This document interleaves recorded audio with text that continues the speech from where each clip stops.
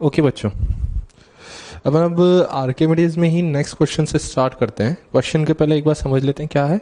Suppose करिए एक beaker है, बीकर के अंदर पूरा अपन ने वाटर फिल कर दिया है और इसके एक एंड पे अपन ने एक रॉड को अटैच कर दिया है। Such that rod is free to rotate about this point ए।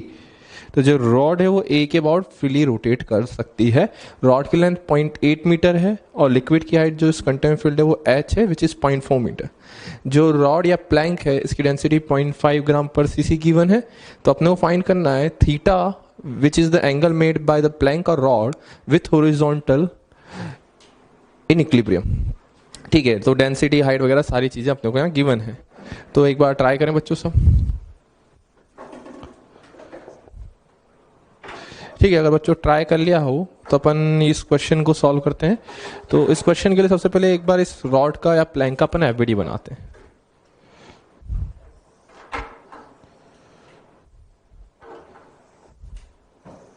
और ये जो रॉड है ए पॉइंट की ओर फिक्स्ड है and angle with horizontal is theta. अब ध्यान से देखेंगे तो दो फोर्सेस लगा सकते हैं या चाहे तो एक नॉर्मल लगाएंगे, लेकिन नॉर्मल की रिक्वायरमेंट नहीं होगी। तो पहली चीज इसका वेट लगा दे। तो वेट तो अपने को पता ही है, एक्चुअल में वो हमेशा सेंटर ऑफ मास पे ही लगेगा। ठीक है, अब बहुत से माइंड में आएगा सर बाय एंड फोर्स भी तो लगा नहीं इसमें, तो बाय एंड फोर्स कहाँ लगाएं?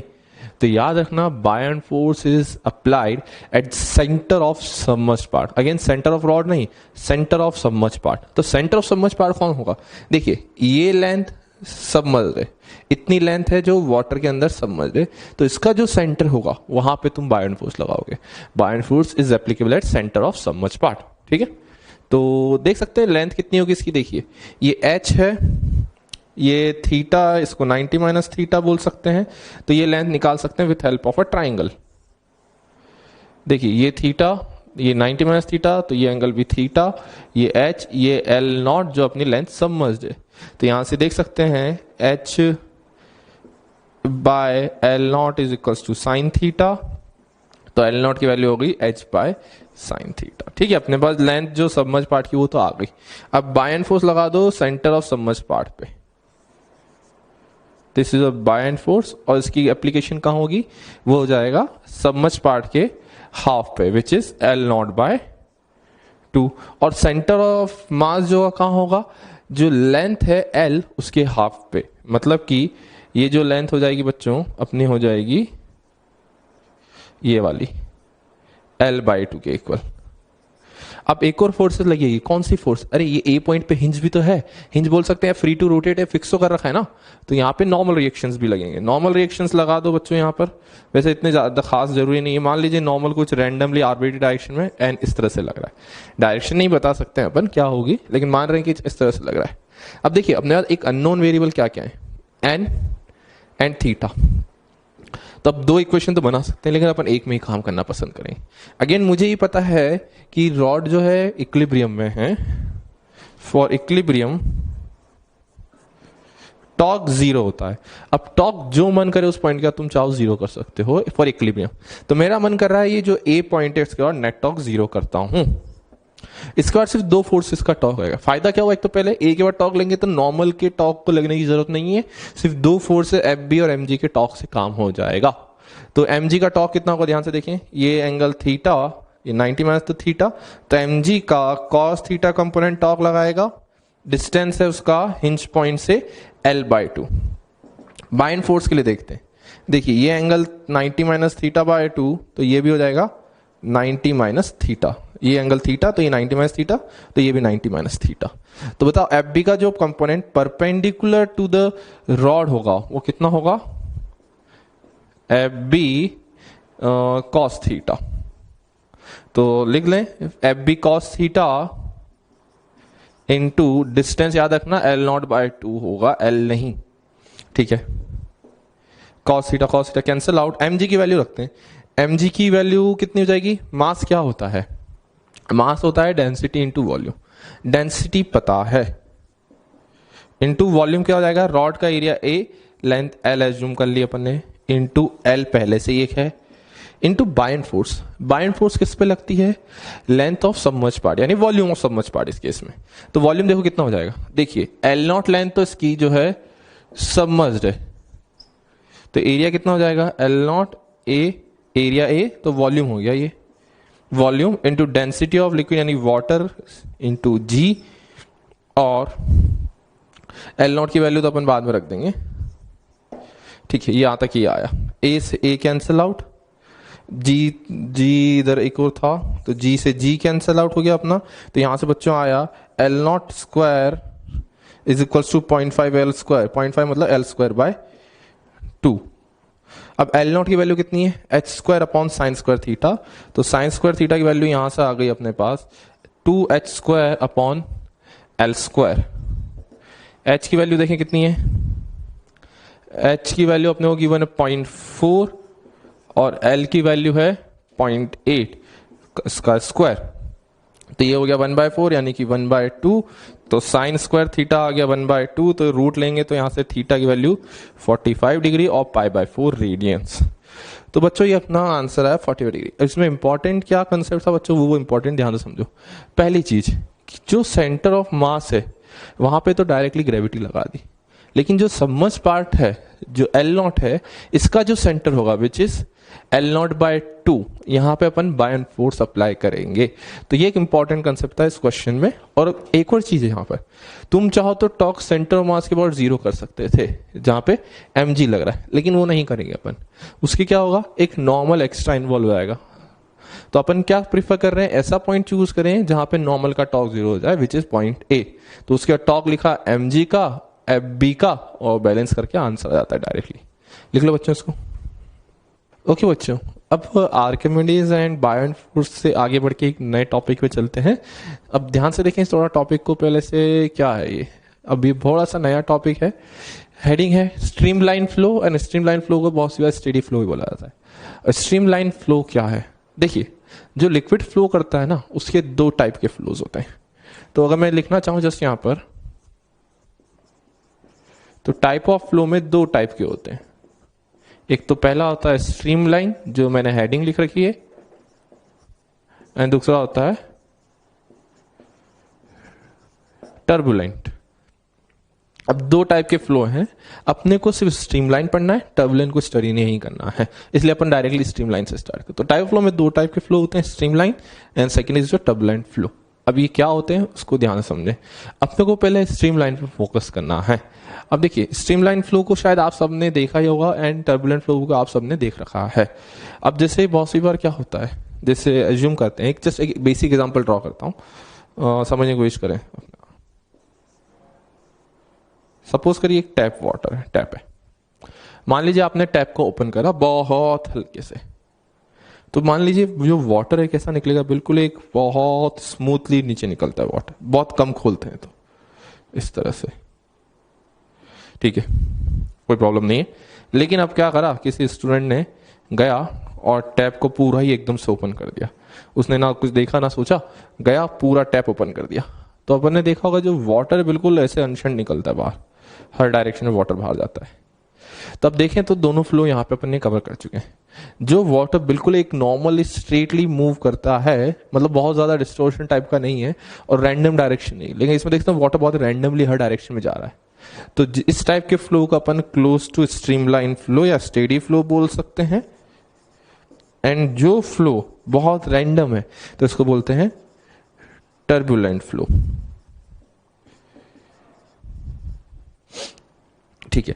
अब बहुत से माइंड में आता है सर ये ठीक है, तो क्लियर है, इसका और एग्जांपल समझो। जैसे मान लीजिए रिवर है, रिवर फ्लो कर रही है। रिवर फ्लो के 2 तरीके सबने देख रखे होंगे। मान लीजिए रिवर जो है जनरली मान लो समर सीजन में फ्लो कर रही है, ये रिवर बेड है और रिवर बेड पे अपनी रिवर फ्लो कर रही है। मान लीजिए अपना जो है समर का सीजन, समर सीजन में ऑब्वियसली बहुत कम पानी होता है रिवर्स में, तो जो तुमने देखा होगा कभी रिवर जो बिल्कुल स्मूथली चलती है इस तरह से, कोई बिल्कुल उफान नहीं है, बिल्कुल नॉर्मली एकदम स्ट्रेटली मूव करती है नॉर्मली। इसकी जो टॉप सरफेस तुम देखो बिल्कुल एकदम फ्लैट दिखती है, ठीक है। अब दूसरा एग्जाम्पल, अगर तुम मानसून सीजन में देखोगे जहां बहुत ज्यादा पानी आता है रिवर्स में, तो देखोगे बिल्कुल रिवर जो है बहुत स्पीड में एंड रैंडमली फ्लो करती है। तुम देखोगे उसमें ऐसे टर्बुलेंट्स बनते हैं, सबने देखे होंगे, जो रिवर कुछ इस तरह से बहुत टर्बुलेंटली फ्लो करती है। जहां पे अगर अपन अंदर जाएंगे तो रिवर के साथ बह के चलेंगे, लेकिन इसमें क्या जाके खड़े हो जाएंगे चुपचाप, लेकिन इसमें खड़े हो गए तो रिवर साथ में बह के ले जाएगी। तो इस टाइप के फ्लो को, जहां पे कोई फिक्स पैटर्न नहीं है, रैंडम फ्लो है, तो इसको बोलते हैं अपन turbulent.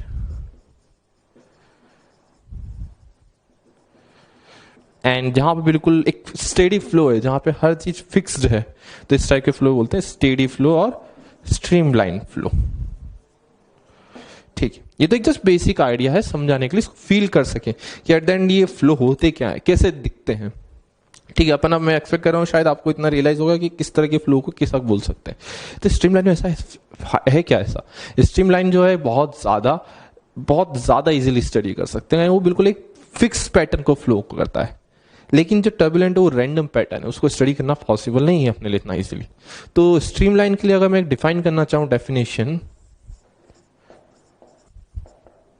velocity of fluid particle is same at a given point. Velocity of fluid particle is same at given point at each time, और with respect to time लिख सकते हैं, with respect to टाइम। मतलब कि किसी given point की velocity fluid पे, किसी पॉइंट पे, मान लीजिए मैं स्ट्रीमलाइन ड्रॉ कर, इस स्ट्रीमलाइन में ड्रॉ कर रहा हूँ, एक्चुअल में याद रखना है स्ट्रीमलाइंस कुछ वाटर में दिखेगी नहीं तुम्हें, कोई भी वाटर फ्लो कर रहा है स्ट्रीमलाइंस नहीं दिखती है, लेकिन अपन एज्यूम करते हैं कि इमेजिनरी लाइंस हैं। स्ट्रीमलाइन फ्लो में स्ट्रीमलाइंस होती है, वो इमेजिनरी है। ये दिस इज अ स्ट्रीमलाइन। मान लीजिए कोई स्ट्रीमलाइन है, जैसे मान लीजिए स्टेडी फ्लो था, इसमें ये इतनी स्ट्रीम लाइन्स, मान लीजिए इस तरह से, एक्चुअल में से कोई लाइंस नहीं होती है, लेकिन मान लीजिए जो वाटर है कुछ इस तरह से फ्लो कर रहा है, मतलब एक पार्टिकल एग्जैक्टली स्ट्रेट मूव कर रहा है, दूसरा पार्टिकल एग्जैक्टली स्ट्रेट, दूसरा तीसरा भी स्ट्रेट। मतलब कि जो वाटर के पार्टिकल्स हैं जिस पाथ को फॉलो करते हैं उसको स्ट्रीम लाइन्स बोलते हैं। मतलब कोई वाटर का मॉलिक्यूल आया, वो इस तरह से मूव करता है, कोई भी फ्लूइड का पार्टिकल यहाँ पे आया, इस पाथ पे जा रहा है, तो पाथ इनडायरेक्टली स्ट्रीम लाइन ही है वो। ठीक है, तो path is kind of a streamline. अब एक चीज ऑब्जर्व करें कि स्ट्रीमलाइन है क्या। मान लीजिए कोई पॉइंट ए है ये, and this is a point B. तो पॉइंट ए पे वेलोसिटी से पाथ फाइंड करते हैं, पाथ पे टेंजेंट की जो डायरेक्शन होती है वही अपनी वेलोसिटी होती है। जो this is velocity at A, this is velocity at B. देखिए अब ए पॉइंट जो है, velocity of fluid particle same at a given point with respect to, मतलब ए पे जो भी फ्लूइड पार्टिकल पास करेंगे उनकी वेलोसिटी कांस्टेंट होगी, यानी velocity at A should be constant and velocity of any fluid particle passing through B should also be constant with respect to time। लेकिन VA B के जरूर हो इक्वल हो ऐसा कोई कंपल्शन नहीं, हो भी सकते नहीं भी हो सकते, ऐसा कोई कंपल्शन नहीं आता है। लेकिन हाँ, A को कांस्टेंट होना कंपल्सरी है, B को कांस्टेंट होना जरूरी है, लेकिन A और B इक्वल हो ना हो उससे मैटर नहीं करता। तो अगर ये कंडीशन दोनों फुलफिल होती हैं तो अपन इस टाइप के फ्लो को स्ट्रीमलाइन फ्लो बोल सकते हैं। मतलब कि यहां से कोई फ्लूइड का पार्टिकल निकला 1 मीटर पर सेकेंड स्पीड से, तो दूसरे वाले को भी 1 मीटर पर सेकेंड वेलोसिटी या स्पीड से निकलना ही पड़ेगा, तभी ये स्ट्रीमलाइन होगा। लेकिन मान लीजिए ऐसा ना हुआ, मान लीजिए एक फ्लूइड का पार्टिकल आया वो 1 मीटर पर सेकेंड से निकला, दूसरा आया वो 3 से, तो ये याद रखना स्ट्रीमलाइन में कैटेगराइज नहीं होगा, उसको अपन टर्बुलेंट में कैटेगराइज कर सकते हैं। तो ये एक बेसिक आइडिया हुआ अपने पास, तो एक बार इसको लिख ले बच्चों। ओके बच्चों, अब स्ट्रीमलाइन फ्लो को एक बेसिक अंडरस्टैंडिंग तो हो गई अपने को, मतलब जो पाथ ऑफ पार्टिकल है उसको अपन डायरेक्टली स्ट्रीमलाइन बोल सकते हैं, और उसके हर एक फिक्स पॉइंट पे वेलोसिटी फिक्स होती है, टाइम के साथ चेंज नहीं हो सकती। इस टाइप के फ्लो को अपन स्ट्रीमलाइन फ्लो बोल सकते हैं। अब स्ट्रीमलाइन फ्लो की कुछ प्रॉपर्टीज है, बहुत बेसिक सी प्रॉपर्टीज है, अपन पहले ही पढ़ चुके हैं जस्ट अभी थ्योरी पार्ट में, वापस एक बार देख लेते हैं, इनको कैटेगराइज कर लेते हैं। पहली चीज, अगर मान लीजिए कोई ये स्ट्रीमलाइन में ड्रॉ करी, एंड ये मान लीजिए दूसरी स्ट्रीम लाइन है कुछ इस तरह से, ये दो स्ट्रीम लाइन है, तो पहली प्रॉपर्टी क्या है, जब स्ट्रीम लाइन पे टेंजेंट बनाएंगे अपन, तो जो डायरेक्शन होती है इसकी वो अपनी वेलोसिटी की डायरेक्शन होती है। तो ए पॉइंट पे तुम्हें डायरेक्शन ऑफ वेलोसिटी चाहिए तो ये मिल जाएगा डायरेक्टली। अगर इस पॉइंट पे टेंजेंट बनाएंगे तो ये तुम्हें वेलोसिटी डायरेक्शन यानी कि मोशन की डायरेक्शन मिल जाती है कि वाटर मॉलिक्यूल किस डायरेक्शन में जा रहा होगा बी पॉइंट में। तो डायरेक्टली याद रखना tangent to the path is direction of velocity. ठीक है, सेकेंड प्रॉपर्टी। अब सेकेंड प्रॉपर्टी का मैं ड्रॉ कर देता हूं पहले। सपोज करिए स्ट्रीमलाइन 1 है एंड दिस इज स्ट्रीमलाइन 2।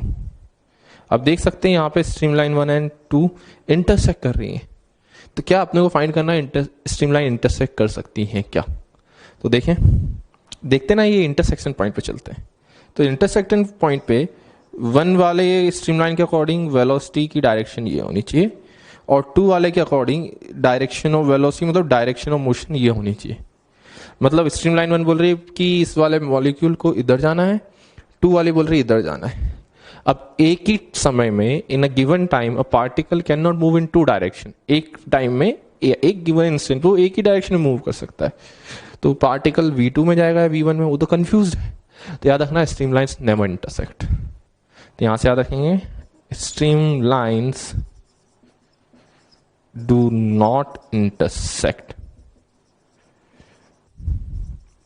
जब बच्चों आपने 10th क्लास में पढ़ाई होगा कि magnetic field lines never intersect, उसी तरह से स्ट्रीमलाइन डू नॉट इंटरसेक्ट। ठीक है बच्चों, अब अपन आते हैं थर्ड प्रॉपर्टी पे।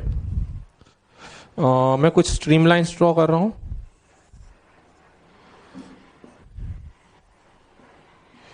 ये टोटल में मैंने 5 स्ट्रीम्स लाइन ड्रॉ करी है। अब 5 स्ट्रीम लाइंस ड्रॉ तो कर दिए मैंने, अब ध्यान से देखें। अब स्ट्रीम लाइंस में क्या होता है बच्चों, ध्यान से देखना। मैं कुछ पॉइंट मार्क कर रहा हूं। Suppose this is point A and this is point B. अब देख सकते हैं स्ट्रीम लाइंस की डेंसिटी कहां पर ज्यादा है। देख सकते हो ए पे डेंसिटी ज्यादा है, कम एरिया में 5 स्ट्रीम लाइंस है, या लार्जर एरिया में 5 स्ट्रीम लाइंस है। तो density of stream line at A is greater as compare to B. तो जहां पे स्ट्रीम लाइंस की डेंसिटी ज्यादा होती है, यहां पे याद रखेंगे वेलोसिटी ऑफ लिक्विड फ्लो भी ज्यादा होती है। डायरेक्ट रिजल्ट है डेंसिटी ऑफ स्ट्रीमलाइन जहां ज्यादा वहां वेलोसिटी भी ज्यादा।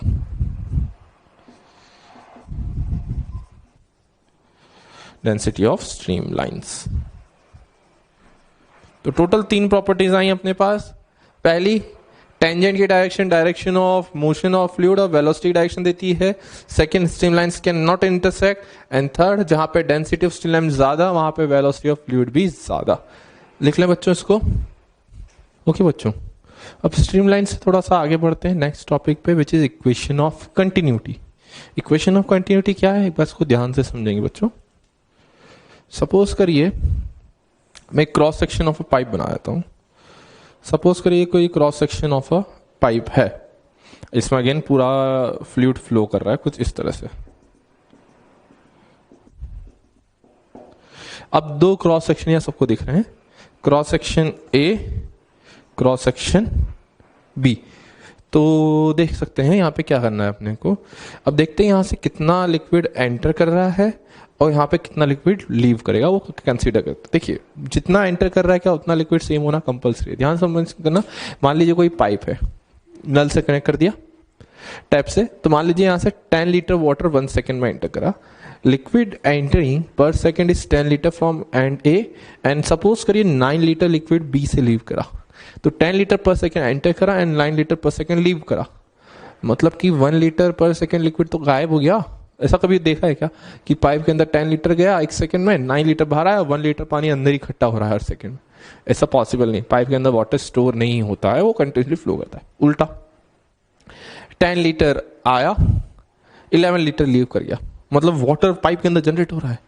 ऐसा कुछ हो नहीं सकता। कहीं तुमने पाइप था उसके अंदर पानी कहीं से अपने आप अननोनली आ रहा है, ऐसा नहीं होता है। तो जितना लिक्विड पर सेकंड यहां से एंटर करता है उतना ही लिक्विड पर सेकंड यहां से लीव करना चाहिए। ये बिल्कुल लॉजिकल कंसेप्ट है। तो ट्राई करते फिर यहां करना क्या है। देखिए अपन कुछ cross section of liquid consider करते हैं। मान लीजिए यहां पे लिक्विड की वेलोसिटी VA है, यहां पे लिक्विड की वेलोसिटी VB है। अब देखिए VA टाइम में, VA वेलोसिटी से T टाइम में लिक्विड कितना आगे मूव करेगा। ध्यान सुनिए, VA वेलोसिटी से T टाइम में लिक्विड कितना आगे मूव करेगा, distance is velocity into time. तो जो लिक्विड है वी ए इंटू टी आगे मूव करेगा। T is very small consider कर रहे हैं कहीं वेलोसिटी चेंज ना हो ताकि। तो ये जो हो गया ये हो गया V A into T.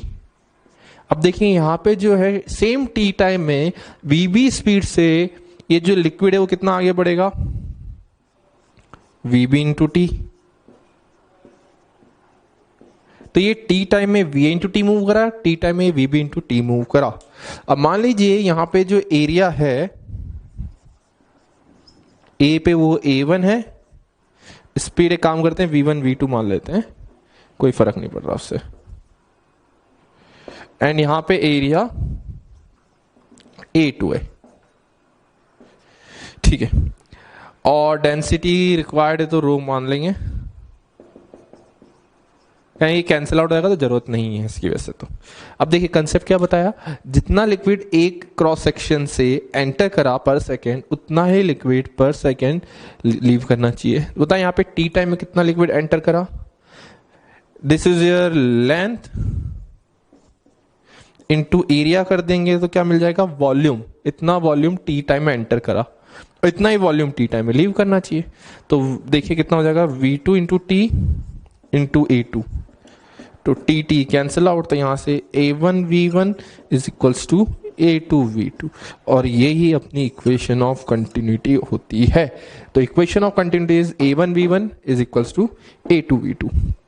A1 V1 into A2 V2। अब बहुत से माइंड में आता है ठीक है सर नॉर्मल सी बात है, A1 V1 equals to A2 V2।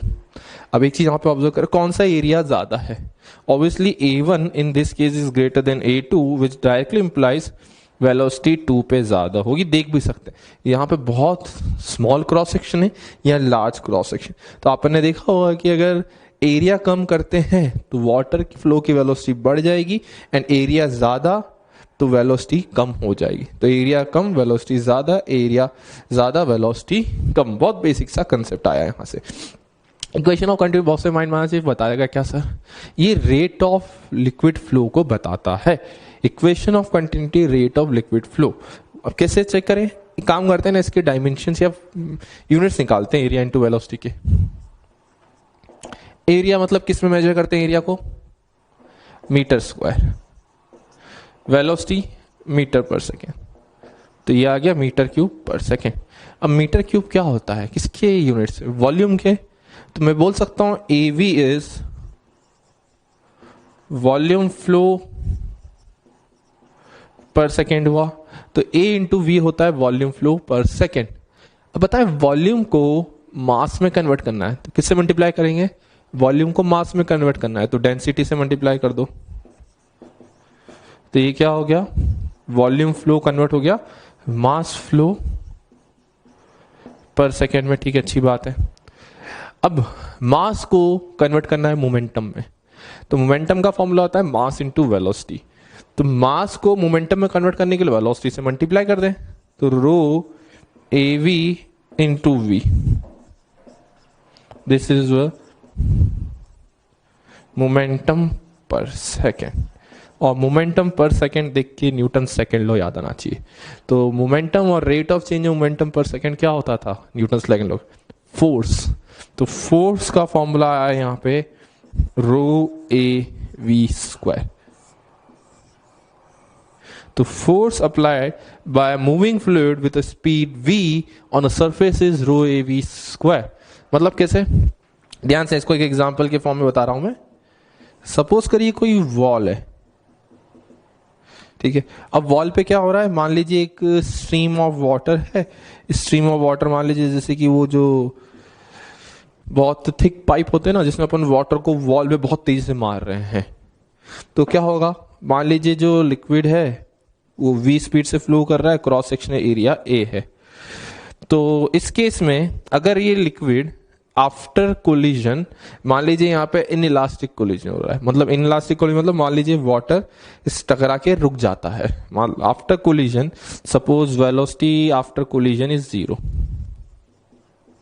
मतलब रिबाउंड नहीं हो रहा है। तो जो फोर्स ये लिक्विड वॉल पे लगाएगा उस फोर्स की वैल्यू होती है रो AV स्क्वायर, ठीक है ना बच्चों। तो एक moving liquid V velocity move कर रहा है, आफ्टर कोलिजन उसकी वेलोसिटी 0 है, मतलब पानी यहाँ टकरा है और नीचे गिर जाता है। तो जो फोर्स ये वॉल पे लगाएगा वो होगी रो ए वी स्क्वायर। क्लियर है यहां तक? इसी को एग्जांपल को एक और तरीके से समझ सकते हो बच्चों। अगर मान लीजिए ये लिक्विड v वेलोसिटी से आया और कैसे, मान लीजिए कुछ कंडीशन अपन ने इस तरह से स्ट्राइक करी कि ये वापस से v वेलोसिटी से चला गया। अगेन ये कुछ कंडीशन अपन ने ऐसे क्रिएट कर दी होंगी, और रियल लाइफ में इतना आसान तो नहीं है लेकिन थियोरेटिकली समझ सकते हैं। देखिए v से आया, v से गया। अब याद करें कोई बॉल अगर v स्पीड से टकराती है वापस से v से चली जाती है तो चेंज इन मोमेंटम 2mv होता है। उसी तरह से in this case force applied by liquid on wall हो जाएगा 2 rho A V square. Double इसलिए बिकॉज मोमेंटम 2mv हो जाता है। क्लियर बच्चों यहाँ पर? तो दो चीजें अपने पास यहाँ पे आई। पहली equation of continuity is a1v1 equals to a2v2। जहां एरिया ज्यादा वहां स्पीड कम, जहां एरिया कम वहां स्पीड ज्यादा। और force by moving fluid apply होती है rho A V square on any surface. तो अगर आफ्टर कोलिजन स्पीड 0 हो जाती है, मतलब वाटर डायरेक्टली यहाँ फॉल कर जाता है, तो फोर्स रो वी स्क्वायर। अगर सेम स्पीड से रिबाउंड करता है तो force is 2 rho A V square. लिख लीजिए बच्चों। ओके बच्चों, अब इक्वेशन ऑफ कंटिन्यूटी आता है अपने पास बर्नौलीज इक्वेशन। अब बर्नौलीज इक्वेशन के लिए ध्यान से देखें क्या है ये चीज। पहले अपन इसको डिराइव करते हैं इक्वेशन को, फिर इसके बाद इसकी मीनिंग को, एंड ये क्यों है, कैसे आई, उसका पूरा मीनिंग समझेंगे। सपोज करिए अपने यहाँ से कोई cross section of a pipe है, क्रॉस सेक्शन चेंज हो सकता है, वो मैटर नहीं कर रहा है। तो सपोज करिए ये पॉइंट नंबर 1 है and this is cross section number 2। ये मान लीजिए पाइप जो है अपनी अर्थ की सरफेस से कुछ हाइट पे है, तो क्रॉस सेक्शन 1 की हाइट h1 है, क्रॉस सेक्शन 2 की हाइट h2 है। Again area is negligible as compare to height, तो हाइट के कंपेयर में ये एरिया जो है नेग्लिजिबल है। तो ए पॉइंट का एरिया जो है a1 मान लेते हैं, यहां का एरिया a2 मान लेते हैं। मान लीजिए इसमें लिक्विड कुछ इस तरह से फ्लो कर रहा है कंटिन्यूसली, ठीक है, इस तरह से लिक्विड फ्लो कर रहा है। मान लीजिए यहाँ पे जो इसकी स्पीड है लिक्विड फ्लो की वो v1 है, यहाँ पे लिक्विड की स्पीड जो है v2 है, ठीक है। अब एक और चीज यहाँ पे देख सकते हैं कि अगर ये 2 पॉइंट है, लिक्विड फ्लो कर रहा है, तो कोई भी लिक्विड फ्लो करेगा प्रेशर तो होना ही चाहिए। तो मान लीजिए यहाँ से प्रेशर जो है P1 लग रहा है और यहाँ पे जो प्रेशर है P2 पॉइंट पे P2 है, P इज प्रेशर। अब एक चीज ऑब्जर्व कर सकते हैं, यहाँ पे जो लिक्विड फ्लो कर रहा है इसमें क्या होगा, प्रेशर P1 की वजह से एक फोर्स इस तरफ लगेगी। Force is always perpendicular to the area. तो मैं बोल सकता हूं यहाँ पर जो लिक्विड फ्लो करा, मान लीजिए कुछ स्मॉल dt टाइम में यहाँ पे इतना लिक्विड फ्लो करा। बताइए v1 स्पीड से dt टाइम में लिक्विड कितना मूव करेगा, v1 dt। और सेम dt टाइम में v2 स्पीड से लिक्विड कितना मूव करेगा, v2 dt। अब देखिए इस पे जो फोर्स है वो कैसी लगेगी, परपेंडिकुलर टू सरफेस एरिया। तो कितनी हो जाएगी, देखिए force F1 will be pressure into area. Area को A1 लेना है, इसको A2, तो फोर्स आएगी P1 A1, और यहां पे जो pressure P2 perpendicular to surface लगेगी फोर्स, तो here force F2 will be pressure into area, ठीक है। तो अपने यहाँ पे फोर्स मिल गई, इन दोनों क्रॉस सेक्शन की हाइट पता है और कितना जो लिक्विड है उसका वॉल्यूम पता है, v1 dt into A1, v2 dt into area A2, दोनों के वॉल्यूम आ गए अपने पास। और डेंसिटी की रिक्वायरमेंट है तो उसको रो मान लेंगे, ठीक है। अब देखिए अपने को आप सबने पढ़ रखा है वर्क बाय एनर्जी चैप्टर, और वर्क बाय एनर्जी चैप्टर में वर्क एनर्जी थ्योरम सिखाई जाती है। तो अपन एक काम करते हैं, वर्क एनर्जी थ्योरम अप्लाई करते हैं for this given liquid from cross section 1 to cross section 2।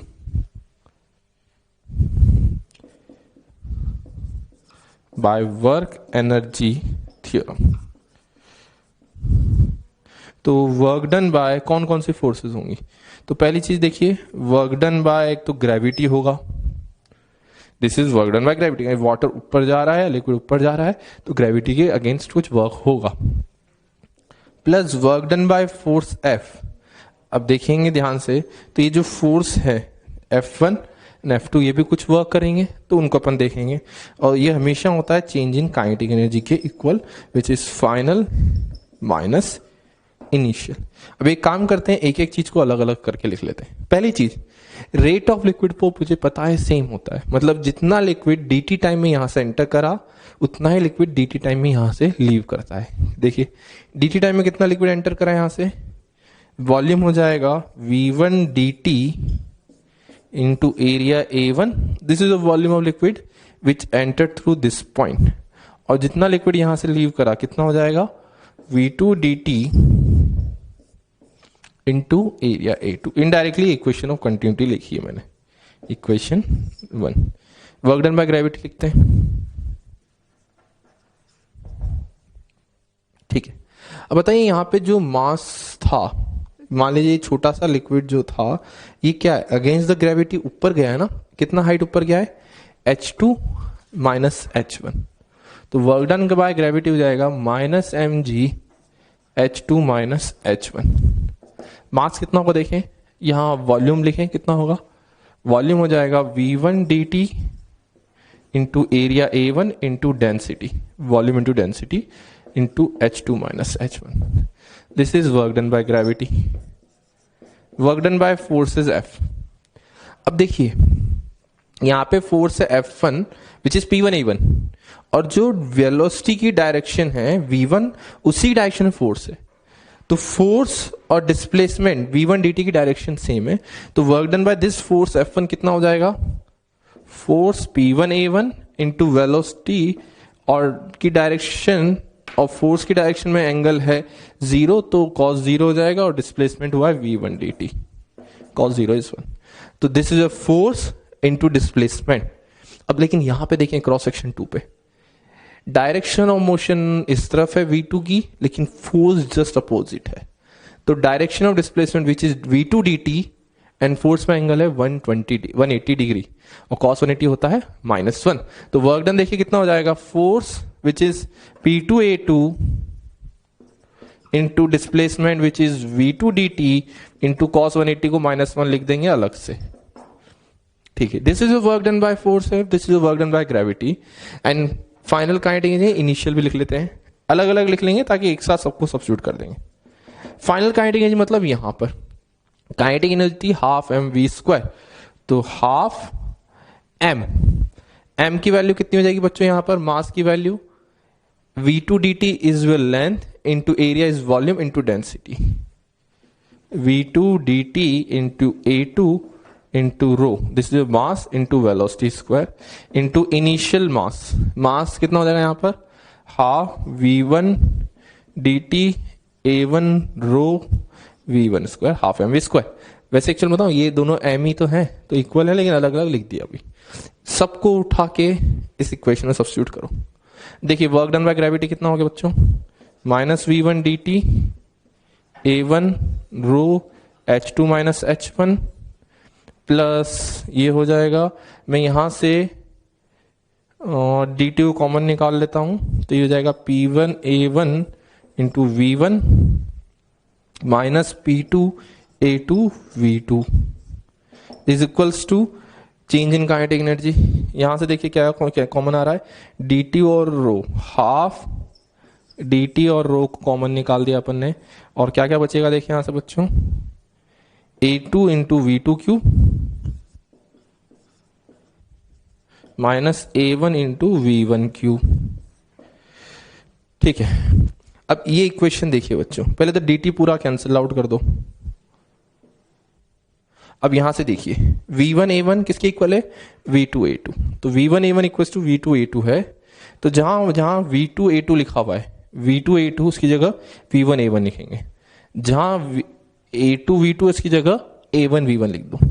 तो देख सकते हैं v1 a1 पूरा कॉमन आके कैंसिल आउट हो जाएगा, तो मैं जो बचा वो लिख देता हूं, minus rho h2 minus h1 plus p1 minus p2 का यहां से a1 v1 और A2 V2 कॉमन आके कैंसिल आउट हो जाएगा, हाफ रो A2 V2 तो एक बाहर निकाल दो तो बचेगा V2 square minus V1 square, अब 1 और 1 वाली टर्म्स को एक तरफ इकट्ठा करो, 2 एंड 2 को एक तरफ, तो फाइनल जो इक्वेशन रीअरेंज करेंगे तो क्या हो जाएगी, P1 plus half rho V1 square plus rho G H1 equals to P2 plus half rho V2 square plus rho G H2। तो ये अपने पास आई बर्नौलीज इक्वेशन। ठीक है, ये आया बर्नौली इक्वेशन। अब एक चीज देखिए, यहां पे फील हो रहा होगा, ये देखी देखी सी इक्वेशन लगती है। ये half rho V square half M V square जैसा दिखता है, ये रो जी एच जो कहीं ना कहीं एम जी एच जैसा दिखता है। तो मतलब इनडायरेक्टली क्या लिखा हुआ बच्चों, ये एनर्जी कंजर्वेशन ये लिखा हुआ है, लेकिन एनर्जी कंजर्वेशन नहीं, energy conservation per unit volume है। तो याद रखना कुछ नहीं है, Bernoulli equation is another form of energy conservation. Bernoulli equation is just another form of energy conservation.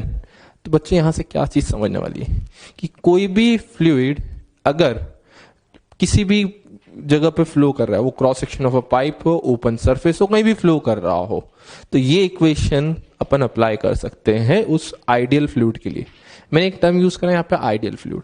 तो आइडियल फ्लूइड क्या होता है, ऐसा फ्लूइड जिसकी डेंसिटी हर पॉइंट पे कांस्टेंट है। देख सकते हैं डेंसिटी जो है हर पॉइंट पे कांस्टेंट मान रहे हैं। तो for ideal fluid density is constant and viscosity नहीं होती है। विस्कोसिटी मतलब क्या होता है, जैसे अगर हनी, अगर आपने देखा हो, हनी देखा हो कि वो थोड़ा सा डेंसर होता है कंपेरेटिव, किसी सरफेस पे हनी को फ्लो रखोगे तो इजिली फ्लो नहीं करता है, उस प्रॉपर्टी को विस्कोसिटी कहते हैं।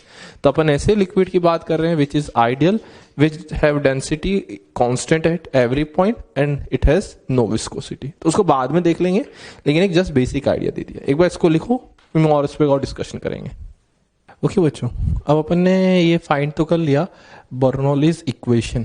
किसी भी दो पॉइंट के लिए pressure plus half rho V square plus rho G H का जो एडिशन ये कांस्टेंट होता है। मतलब इसको मैं अगर मॉडिफाई करके लिखना चाहूँ तो ये P plus half rho V square plus rho G H ये कांस्टेंट होगा for any 2 points in a liquid. Pressure plus half rho V square plus rho G H का addition for a liquid at any 2 point is always constant. Again liquid should be ideal. ठीक है, अब थोड़ा सा देखते हैं कि ये मैंने बोला था काइनेटिक एनर्जी पोटेंशियल एनर्जी कैसे रिलेट हुआ। देखिए काइनेटिक एनर्जी क्या होती है, हाफ एम स्क्वायर, इसको वॉल्यूम से डिवाइड करें, मास अपॉन वॉल्यूम क्या हो गया, हाफ रो वी स्क्वायर। ठीक है, अच्छी बात है। रो जी एच देखिए पर यूनिट वॉल्यूम क्या होगा, एम जी एच जो होता है potential energy per unit volume. Mass upon volume क्या होता है, डेंसिटी। ये हो गया रो जी एच। तो ये हाफ रो वी स्क्वायर क्या लिखा हुआ है, this is a kinetic energy per unit volume. M G H क्या लिखा हुआ है, potential energy per unit volume. ये पी को कैसे रिलेट करें, देखिए वर्क डन क्या होता है, फोर्स इनटू डिस्प्लेसमेंट। ठीक है, फोर्स को क्या लिख सकते हैं, force into displacement upon volume. अब force can be written as pressure into area. तो इसको लिख देते हैं pressure into area into displacement upon volume. Volume को ले सकते हैं एरिया इंटू डिस्प्लेसमेंट। तो ये P क्या है, ये भी इनडायरेक्टली क्या है, वर्क पर यूनिट वॉल्यूम। तो कुछ नहीं है, इनडायरेक्टली एनर्जी कंजर्वेशन का पर यूनिट वॉल्यूम वर्जन है। This is energy conservation per unit volume. तो इसको अपन इजीली किसी पॉइंट पे अप्लाई कर सकते हैं। ठीक है ना बच्चों, तो P plus half rho V square plus rho G H हर लिक्विड के लिए at a given for a given liquid at given 2 instants is always constant. तो जैसे एनर्जी कंजर्वेशन अप्लाई करते थे ना, या वर्क पर एनर्जी जैसे अप्लाई करते थे, उसी तरह से work energy theorem energy conservation की तरह इसको भी लगा सकते हैं फॉर अ गिवन लिक्विड। लिख लीजिए बच्चों इसको। ओके बच्चों, अब बर्नौली को अप्लाई करने के लिए बहुत बेसिक न्यूमेरिकल्स अपन देखते हैं। न्यूमेरिकल के लिए पहले जो गिवन वैल्यूज है उनको ध्यान से देखें। अपने पास ए जो क्रॉस सेक्शन इसका एरिया 0.5 सेंटीमीटर स्क्वायर है, ए क्रॉस सेक्शन का 1 centimetre, velocity 10 centimetre per second, height from ground is 20, height from ground is 15 और वाटर फ्लो कर रहा है। तो अपने को फाइंड करना है speed of this water at end B पे कितनी होगी and pressure difference at A and B अपने को बच्चों कैलकुलेट करके फाइनल आंसर प्रोवाइड करना है। तो एक बार ट्राई करें बच्चों से इसको। ठीक है बच्चों, अगर आपने सॉल्व कर लिया हो तो ध्यान से एक बार बर्नौली अप्लाई करने की सीखें कैसे करते हैं। देखिए कंसेप्ट क्या है, P plus half rho V square plus rho G H का जो एडिशन है ये कांस्टेंट होता है for given liquid at any two instants. देखिए प्रेशर नॉर्मल पता है सबको कि उस पॉइंट का pressure, half rho V square normal है, रो जी एच वन में याद रखना H is your height from your assumed reference level.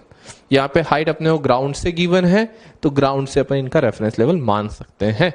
अब जरूरी नहीं है ग्राउंड से लो, आपकी मर्जी है तो आप यहाँ से भी एक रेफरेंस लेवल मान सकते हो। कैसे मान लीजिए, मैं इस क्वेश्चन को समझाने के लिए ये रेफरेंस लेवल अपना मान लेता हूँ। जैसे जब अपन एनर्जी कंजर्वेशन लिखते हैं तो अपन पोटेंशियल एनर्जी अपने मन से जहां जीरो माननी होती है वहां मानते थे, और रेफरेंस लेवल से ऊपर plus M G, reference level से नीचे minus M G. Same concept यहां देखते हैं, अपना ये रेफरेंस लेवल है, रेफरेंस लाइन। ठीक है, अब ध्यान से देखना बच्चों कैसे अप्लाई करेंगे।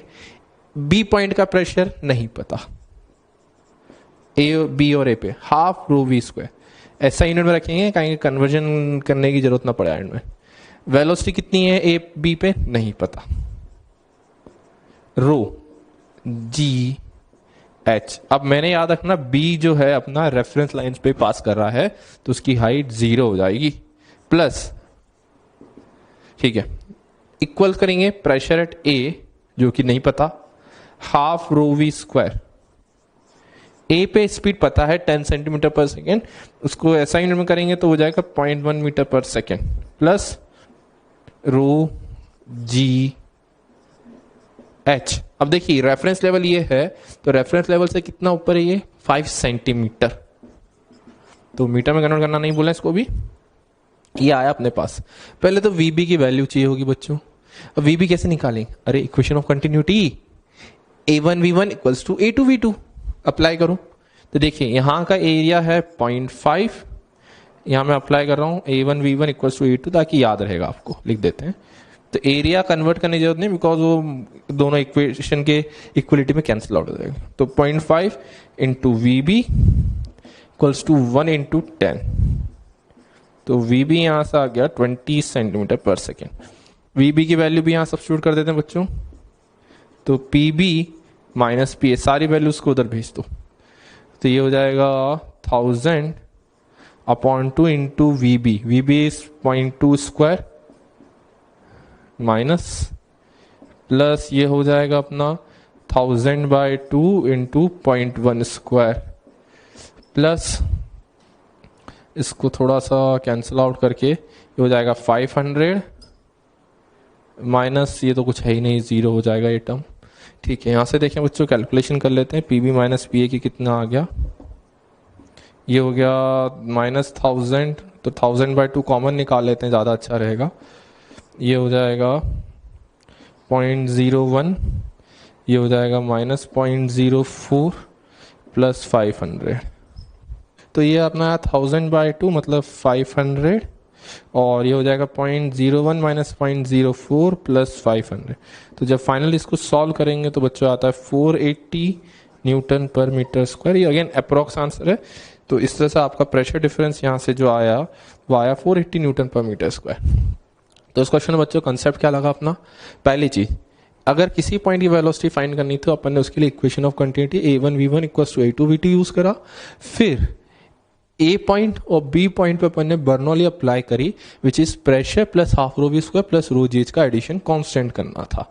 तो उसके लिए अपन ने एच की जो वैल्यू अपन जो चाहे वो रेफरेंस लेवल से रख सकते हैं, तुम चाहो तो ग्राउंड को रेफरेंस लेवल मान सकते थे या जो बी वाला पॉइंट है उसको रेफरेंस लेवल ट्रीट करके आंसर ला सकते हैं। लिख लीजिए बच्चों। ओके बच्चों, अब इसमें नेक्स्ट बर्नौली में थोड़ा सा आगे मूव करने से पहले, न्यूमेरिकल सॉल्व करने से पहले बर्नौली को थोड़ा सा फील करते हैं कि बर्नौली क्यों इंपॉर्टेंट है, इसका पर्पस क्या है। तो कुछ एप्लीकेशन पार्ट पे अपन चलते हैं बर्नौली के। देखिए बच्चों, बर्नौली में इक्वेशन क्या है, P plus half rho V square plus rho G H जो है वो कांस्टेंट होता है। अब मानते हैं अपन, मान लीजिए 2 पॉइंट्स हैं A and second point B, मान के चल रहे हैं दोनों का हॉरिजॉन्टल लेवल लगभग सेम है, तो दोनों के लिए रो जी एच टर्म सेम हो जाएंगे, तो मैं रो जी एच को नेग्लेक्ट कर सकता हूं बिकॉज हॉरिजॉन्टल लेवल सेम। तो P plus half rho V square कैसा हो जाएगा बच्चों, कांस्टेंट, ठीक है, अच्छी बात है। तो p plus half rho V square हो गया कांस्टेंट। मतलब कि अब बहुत इंपॉर्टेंट रिजल्ट में से एक ही है, देख के लग रहा बहुत इजी लेकिन है इंपॉर्टेंट, है इजी भी। तो देखिए अगर मैं प्रेशर इंक्रीज करता हूं, मुझे पता है p plus half rho V square का एडिशन कांस्टेंट रखना है। तो p plus half rho V square का अगर एडिशन कांस्टेंट रखना है तो अगर प्रेशर बढ़ाएंगे तो हाफ रो वी स्क्वायर को कम होना पड़ेगा, मतलब वेलोसिटी को कम होना पड़ेगा, या फिर उल्टा प्रेशर कम हुआ तो वेलोसिटी को ज्यादा होना पड़ेगा। बहुत अच्छी चीज आंसर सामने आई। क्या किसी पॉइंट पे अगर प्रेशर ज्यादा तो वेलोसिटी कम, प्रेशर कम वेलोसिटी ज्यादा, दोनों एक दूसरे के अपोजिंग है। इसको प्रेशर वेलोसिटी ट्रेड ऑफ भी बोला जाता है, प्रेशर वेलोसिटी ट्रेड ऑफ। इसका मतलब क्या होता है, एक दूसरे को ट्रेड करते हैं यहाँ पर। अगर प्रेशर ज्यादा तो वेलोसिटी बोलेगी मैं कम रहूंगी, प्रेशर कम तो वेलोसिटी बोलेगी मैं ज्यादा, तो एक दूसरे को ट्रेड ऑफ करते हैं, ठीक है। मतलब ना प्रॉफिट ना लॉस, दोनों बराबर करके कांस्टेंट होना चाहेंगे, ठीक है। तो इससे बहुत इंपॉर्टेंट चीजें अपने पास आ सकती हैं। कैसे? बच्चों में एक बहुत बेसिक सा एग्जांपल शेयर करूंगा आपके साथ। जैसे ये सब एग्जांपल सबने ऑब्जर्व करा होगा, जनरली जो मेट्रो स्टेशंस होते हैं या जो रेलवे स्टेशंस होते हैं, वहाँ पे जनरली क्या होता है, आप सबने रेलवे स्टेशन पे तो इतना ऑब्जर्व नहीं करा होगा, लेकिन मेट्रो स्टेशन पे जहाँ पे मेट्रो ट्रेन आती है तो जस्ट के स्टेशन के जस्ट थोड़ा सा लगभग 1 और 1.5 फीट दूर एक येलो लाइन होती है।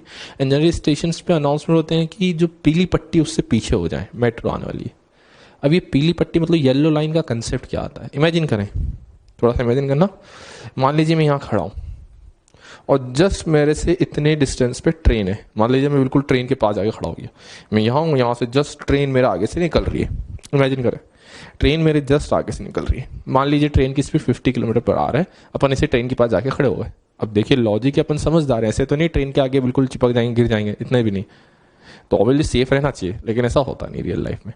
तो क्या हुआ, ट्रेन आगे से निकली, अब ट्रेन की स्पीड 50 किलोमीटर पर आ रहा है। तो जो ट्रेन यहाँ से निकल रही है तो ट्रेन के साथ जो एयर है जो बिल्कुल ट्रेन के जस्ट साइड में चिपकी हुई है, तो उस एयर की वेलोसिटी भी कंपेरेटिवली लार्ज होगी। मतलब कि ट्रेन जो तेजी से निकली उसके पास वाली जो एयर है उसकी वेलोसिटी बहुत लार्ज होगी। मतलब मैं जहां खड़ा हूं मेरे आगे जो जस्ट एयर है ट्रेन और मेरे बीच में, उसकी वेलोसिटी बहुत ज्यादा होगी, एयर की वेलोसिटी ज्यादा, मतलब प्रेशर कम, ठीक है। तो मतलब मैं जहां खड़ा हूं उसके जस्ट आगे एक बहुत कम प्रेशर का रीजन क्रिएट हुआ, अच्छी बात है। अब देखिए, अब मान लीजिए मैं यहां खड़ा हूं, मेरे आगे बहुत कम प्रेशर का एक रीजन क्रिएट हो गया। अब इमेजिन करें जो मैं ट्रेन आगे से निकली, ठीक है, अब पीछे जो है वो तो नॉर्मल एयर है, वो जो तो ट्रेन के कांटेक्ट में नहीं है, तो वहां पे कंपेरेटिवली मेरे पीछे जो एयर की वेलोसिटी है वो कम होगी। वेलोसिटी कम मतलब प्रेशर ज्यादा। वापस सुने, मेरे आगे लो प्रेशर रीजन, पीछे हाई प्रेशर रीजन, तो मुझे जो फोर्स है कहां से कहां लगेगी, मुझे हाई प्रेशर रीजन पीछे फील होगा, आगे लो प्रेशर, तो मुझे एकदम से ऐसा फील होगा पीछे से किसी ने धक्का लगाया। और कैसे किसी ने धक्का लगाया और ट्रेन जा रही है तो सीधे अपन ट्रेन में जाके भिड़ जाएंगे। तो इसलिए बोला जाता है, एक्चुअली उनको पीछे धक्का नहीं लगा रहा, लेकिन प्रेशर डिफरेंस की वजह से अपने को एक आगे की तरफ फोर्स फील होती है। तो इसीलिए बोला जाता है कि जो येलो लाइन होती है पीली पट्टी, उससे पीछे खड़े रहने का बोला जाता है, ताकि जो ये बर्नौली की वजह से प्रेशर डिफरेंस क्रिएट हुआ ड्यू टू मूविंग फ्लूइड। अब यहाँ पे फ्लूइड की बात करें, वहां तो कोई लिक्विड है नहीं, अरे फ्लूइड मतलब एनीथिंग विच कैन फ्लो, तो एयर भी तो फ्लो कर सकती है, तो air is also a fluid, liquid नहीं है, फ्लूइड है, fluid is something which can flow. तो यहाँ बर्नौली की बात आई। तो ये ट्रेन वाला एग्जाम्पल बहुत कॉमनली देखा होगा, जो मेट्रो स्टेशन से वहां कभी जाके देख सकते हैं, वहां एक लोअर स्ट्रिप इसलिए बनाई जाती है ताकि ये इफेक्ट को नलीफाई कर सके अपन। सेकेंड एक एग्जाम्पल तो बहुत बेसिक सा मैंने बता ही दिया, एक एग्जाम्पल और आप सबने देखा होगा अगर डिस्कवरी चैनल वगैरह देखते हैं तो। मान लीजिए ये ग्राउंड है और कुछ इस तरह से हट है। अब आप सबने देखा होगा, मान लीजिए बाहर बहुत तेज टर्बुलेंस आया हुआ है, टर्बुलेंस मतलब बहुत तेजी से स्पीड से विंड फ्लो कर रहा था, ऐसे मान लीजिए बहुत हाई स्पीड में विंड फ्लो कर रहा है। तो मतलब बाहर compare to our inside of the house velocity ज्यादा है, वेलोसिटी ज्यादा है मतलब प्रेशर यहां कम है। अंदर क्या, अपने घर के अंदर तो नॉर्मल वेलोसिटी होती है, वेलोसिटी इज नॉर्मल मतलब प्रेशर ज्यादा। तो बाहर वेलोसिटी ज्यादा थी तो प्रेशर कम, अंदर वेलोसिटी कम तो प्रेशर ज्यादा। अब इमेजिन करिएगा, अंदर अपने घर के अंदर बहुत हाई प्रेशर रीजन है, बाहर बहुत कम प्रेशर रीजन है, तो क्या होगा, अब जो अंदर वाली एयर है वो बाहर जाने की कोशिश करेगी, तो क्या होगा, सडनली एक अपथ्रस्ट फोर्स अपवर्ड डायरेक्शन अपनी जो हट है उसकी रूफ पे लगेगा, और क्या हो सकता है, पॉसिबल है ये रूफ जो है विंड के साथ उड़ के चले जाए। तो बहुत सी आपने टीवी में देखा होगा, बहुत सी बार जो रूफ है वो उड़ के निकल जाती है बहुत ज़्यादा हाई टर्बुलेंस फ्लो में। तो जब एयर बहुत ज़्यादा टर्बुलेंट होगा, मतलब बहुत तेज़ी से एयर फ्लो करती है, तो बहुत सी बार रूफ जो है ओवर कम होकर टॉपल हो जाती है। इसका मतलब है कि रीज़न क्या होता है, अंदर हाई प्रेशर रीजन, बाहर लो प्रेशर रीजन, इसकी वजह से जो रूफ है वो ऊपर की तरफ उड़ जाती है। तो एक एग्जाम्पल हुआ इसका। दूसरा एग्जाम्पल क्या होगा बच्चों, ध्यान से देखें, मैग्नस इफेक्ट इसको बोलते हैं। मैग्नस इफेक्ट जनरली बच्चों फुटबॉल में बहुत इजीली देखते हैं। बहुत सी बार आपने देखा होगा कि फुटबॉलर किक करता है फुटबॉल को, तो फुटबॉल जो है एग्जैक्टली ऐसे जानी चाहिए। मान लीजिए मैंने फुटबॉल यहाँ से किक करी तो सीधा जाना चाहिए, लेकिन बहुत सी बार देखा आपने जो फुटबॉलर गोल किक करता है तो बॉल जो इस तरह से घूमते हुए गोल के अंदर जाती, इस तरह से फुटबॉल थी वो इस तरह से घूमते हुए गोल के अंदर जाती। अब बहुत सौ सर ये कैसे हवा में कैसे घूम घूम के ट्रेवल कर रही है, इसका रीजन भी बर्नौली से आता है। कैसे, ध्यान से देखना, बर्नौली बहुत अच्छी चीज है। इसलिए मान लीजिए फुटबॉल है, अब याद रखिएगा मैंने फुटबॉल के सेंटर पे किक नहीं करा। फुटबॉल के सेंटर पे किक करोगे तो क्या होगा, सेंटर पे तो वो स्ट्रेट जाएगी, लेकिन अपन क्या कर रहे हैं, साइड में किक करते हैं। तो साइड में किक करने से क्या होगा, वो रोटेट करते हुए जाएगी। तो अगर ये फुटबॉल आगे भी जा रही है प्लस रोटेट भी कर रही है, अब देखिए दो पॉइंट्स होंगे। जैसे मान लीजिए ये फुटबॉल अपनी है, ये इस तरह से रोटेट करते हुए आगे जा रही है, तो देखिए इसकी वेलोसिटी v आगे, अगर इस तरह से रोटेट कर रहा है तो v इस पॉइंट की आगे और ओमेगा आर भी ज्यादा, v प्लस ओमेगा आर इसकी वेलोसिटी आगे होगी। लेकिन ये वाला पॉइंट है, ये तो इस तरह से पीछे जा रहा है, मतलब v आगे ओमेगा आर पीछे, आपने आरबीटी में पढ़ रखा है ये।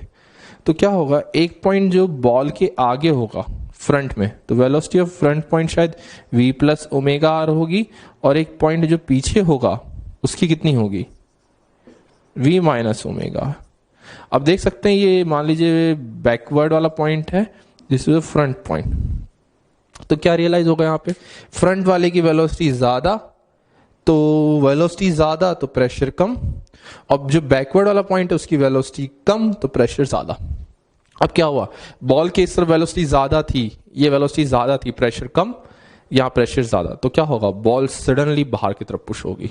क्यों, यहाँ पे ज्यादा प्रेशर था, यहाँ कम, तो बॉल को बाहर की तरफ पुश फील होता है। तो इसलिए जो बॉल स्ट्रेट लाइन में ट्रेवल करने की जगह थोड़ा सा कर्व पाथ लेती है, तो वो होता है मैग्नस इफेक्ट। जनरली फुटबॉल में बहुत इजीली ऑब्जर्व कर सकते हैं आप सब। थर्ड,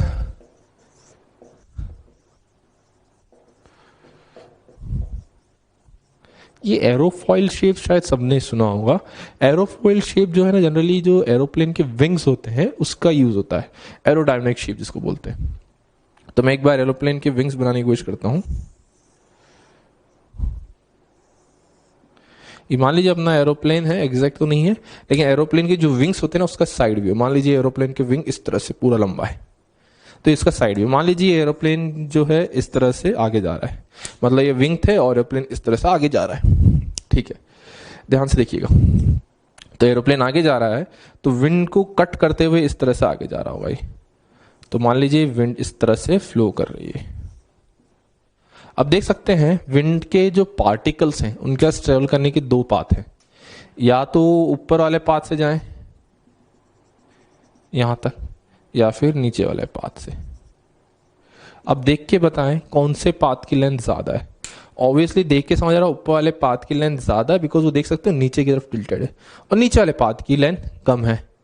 तो बताओ ज्यादा डिस्टेंस ट्रेवल करना है नीचे वाले को कम डिस्टेंस, तो ज्यादा डिस्टेंस ट्रेवल करना ऊपर वाले को तो वेलोसिटी लार्ज रखनी पड़ेगी। वेलोसिटी लार्ज मतलब प्रेशर लो, और नीचे वाले को कम डिस्टेंस ट्रेवल करना है मतलब वेलोसिटी कम मतलब प्रेशर हाई।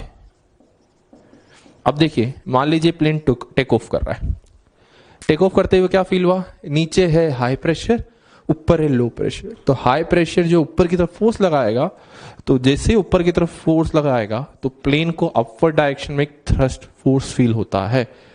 तो थ्रस्ट फोर्स की वजह से ये एरोप्लेन लिफ्ट होता है। तो जितनी ज्यादा वेलोसिटी होगी एरोप्लेन की उतना ही ज्यादा अप थ्रस्ट होगा और प्लेन इजीली ऊपर की तरफ लिफ्ट होगा। तो देखिए बर्नौली के एप्लीकेशन कितने सारे हैं। ट्रेन वाला, ये जो हर्ट्स उड़ के चली जाती है, मैग्नस इफेक्ट जिसमें फुटबॉल रोटेट करती हुई कर्व पाथ पे जाती है, एरोफॉइल शेप जिसकी वजह से प्लेन को लिफ्ट मिलता है।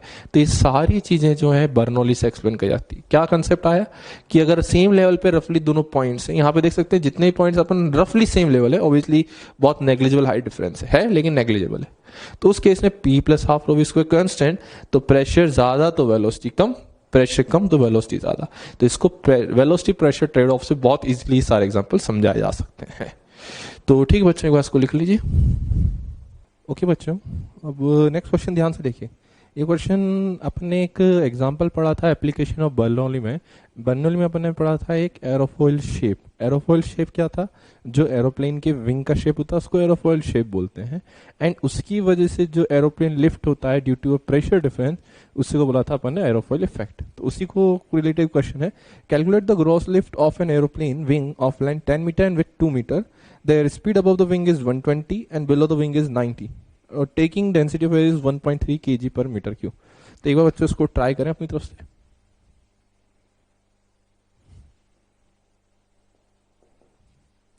ठीक बच्चों, अब ध्यान से देखो इस क्वेश्चन को अप्रोच कैसे करना है अगर ट्राई हो गया हो तो। पहली चीज, लेंथ 10 है, विड्थ 2 है। एक बार रफ फिगर बना लेते हैं। ओब्वियसली एग्जैक्टली एरोफॉइल शेप बनाने की कोशिश करते हैं जितना बन सके अपने से। ये मान लीजिए एरोप्लेन इस तरफ जा रहा है v स्पीड से, उससे फर्क नहीं पड़ रहा। अब देखिए लेंथ जो है 10 मीटर है, विड्थ 2 मीटर है। अब एग्जैक्टली इस तरह का एरिया फिगर बनाने की कोशिश करें तो बहुत कॉम्प्लेक्स हो जाएगा डायमेंशंस को। तो अगर बहुत सिंप्लीफाइड वर्जन बनाना चाहें इसका, तो एरोप्लेन के जो विंग्स है उसको इस तरह से एक क्यूबॉइड जैसा मान लीजिए। थोड़ा सा क्या कैलकुलेशन पर्पज में बहुत ईजी हो जाएगा बस। तो क्या गिवन है? लेंथ 10 है, विड्थ 2 है। ठीक है, डायमेंशंस तो मार्क हो गए अपने। अब देखिए air speed above the wing is 120, मतलब एयर जो यहां से टॉप से जा रही है वो 120 मीटर पर सेकेंड है, मतलब यहां वाली एयर 120 मीटर पर second. And below the wing is 90, तो बिलो जो है वेलोसिटी 90 मीटर पर सेकेंड है। ठीक है बच्चों, तो डेंसिटी ऑफ एयर गिवन है। अब ध्यान से सुने, कंसेप्ट क्या बताया गया था। देखिए वेलोसिटी यहां पर ज्यादा है तो प्रेशर कम, तो यहां प्रेशर लो है। वेलोसिटी कम तो प्रेशर ज्यादा, तो प्रेशर जो ज्यादा है तो उसकी वजह से इसको अपवर्ड डायरेक्शन में लिफ्ट प्रोवाइड होता है। तो वही अपन upthrust force find, gross lift, इसको अपथ्रस्ट फोर्स बोल देते हैं, अपथ्रस्ट। तो यही अपने को एफ अप फाइंड करना है। अब देखिए कैसे फाइंड करेंगे इसको। पहले बर्नौली लगाते हैं टॉप सरफेस पे, बॉटम सरफेस पे। तो टॉप का एरिया मान लीजिए आपका पी लो है plus half rho V square plus रोजियस टर्म को 0 मानेंगे, इसकी अपन विड्थ अपन नेग्लिजिबल मान रहे हैं as compare to length and breadth. तो with compare to length and breadth height is negligible, उसको तो नेग्लेक्ट कर सकते हैं। Pressure at bottom surface is P high, bottom पे अपन ने हाई प्रेशर माना है, plus half rho V square. तो देखिए यहां पे प्रेशर डिफरेंस कितना आ जाएगा, P high minus P low को क्या लिख सकते हैं, pressure difference this can be written as force into area, और ये हो जाएगा half rho 120 square minus 90 square. तो देखिए यहां पे फोर्स फाइंड करनी है, अब थ्रस्ट एरिया कितना हो जाएगा विंग के बॉटम सरफेस का और टॉप का सेम एरिया होगा विच इज 10 इंटू 2। तो फोर्स देखिए कितना आ जाएगा यहां से, 10 into 2 is your area. Density given है 1.3120 स्क्वायर माइनस 90 स्क्वायर। तो यहाँ पे सिर्फ एफ वेरिएबल है, तो यहाँ से अपथ्रस्ट फोर्स सॉल्व करने पाती है 8.2 इंटू 10⁴ न्यूटन। तो ये देख सकते हैं बहुत ज्यादा अमाउंट की फोर्स है एक एरोप्लेन को लिफ्ट करने के लिए। तो जो कंसेप्ट अपन ने पढ़ा था, ड्यू टू प्रेशर डिफरेंस जो होता है एरोप्लेन लिफ्ट होता है, तो वो प्रेशर डिफरेंस की जो फोर्स आई वो आती है नहीं। तो ये बच्चों डायरेक्टली अपन ने जो एग्जाम्पल कराया है ये बर्नौली के एप्लीकेशन रिलेटेड है। लिख लीजिए बच्चों इसको। ओके बच्चों, जो अपना नेक्स्ट एग्जाम्पल है ये अगेन एक आपसे बर्नौली का एप्लीकेशन पार्ट है। क्या है एक बार ध्यान से देखें। इस पहले जो डिवाइस इसको वेंचुरीमीटर बोलते हैं, और वेंचुरीमीटर का पर्पस होता है किसी भी दो पॉइंट्स के बीच का प्रेशर डिफरेंस फाइंड करना, to find pressure difference between 2 points. ठीक है, तो बच्चों देखो क्या है यहाँ पर, एक वेंचुरीमीटर है, इसमें दो डिफरेंट क्रॉस सेक्शंस होते हैं। पहला क्रॉस सेक्शन है जिसका डायमीटर 4 सेंटीमीटर है और ये पाइप आगे जाके कॉन्ट्रैक्ट करेगा और कॉन्ट्रैक्टेड पार्ट का डायमीटर 3 सेंटीमीटर है। तो 4 सेंटीमीटर आगे जाके कॉन्ट्रैक्ट करके 3 हो गया है। ठीक है, तो देख सकते हैं कि यहाँ पे दो ट्यूब्स कनेक्टेड, ऑब्वियसली पूरे में वाटर फिल्ड है। इसकी जो हाइट है प्लस इसकी जो हाइट, इसमें हाइट डिफरेंस 5 सेंटीमीटर का प्रोवाइड कर रखा है अपने को। तो difference of height is 5 centimetre. तो अपने को फाइंड करना है कि discharge rate of this pipe कितना होगा, किस रेट से इसमें जो वाटर है डिस्चार्ज हो रहा है। तो ठीक है बच्चों, पहले मैं जस्ट एक थोड़ा सा हिंट देना चाहूंगा आप सबको। देखिए यहाँ पे एरिया ज्यादा है, एरिया ज्यादा, यहाँ एरिया कम। तो एरिया ज्यादा तो वेलोसिटी, यहाँ पे एरिया ज्यादा है तो वेलोसिटी कम होगी, वेलोसिटी कम तो प्रेशर, वेलोसिटी कम तो प्रेशर ज्यादा। तो देख सकते हैं यहाँ पे हाइट ज्यादा है तो प्रेशर ज्यादा होगा, अभी बिल्कुल नॉर्मल सी बात है। तो ट्राई करें बच्चों एक बार इसको।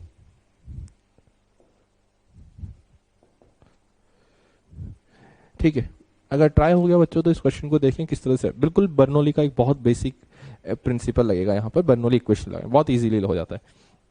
तो एस से पहले 2 पॉइंट चूज करें जहां बर्नौली अप्लाई करना चाहते हैं। तो मान लीजिए ये पॉइंट है और दूसरा पॉइंट जस्ट इसी हॉरिजॉन्टल लेवल पे है, ए और बी। तो ए पॉइंट पे अपन मान लेते हैं velocity of water V A है और बी पे अपन velocity of water V B मान लेते हैं। ठीक है, मानने में कुछ जाता नहीं है अपना अपने यहाँ पर। तो ए और बी पे बर्नौली अप्लाई करो, दोनों का लेवल देख सकते हैं सेम है। तो रो जी एस टर्म तो हटा ही दो, गुजर होती नहीं है उसकी। तो देखो यहाँ पे क्या हो जाएगा, pressure at A plus half rho V A square plus rho j term नहीं लिख रहा हूं बिकॉज ऑटोमेटिकली जीरो होगी, सेम हॉरिजॉन्टल लेवल है, equals to P B plus half rho V B square. Okay, यहां तक तो ठीक है अपना।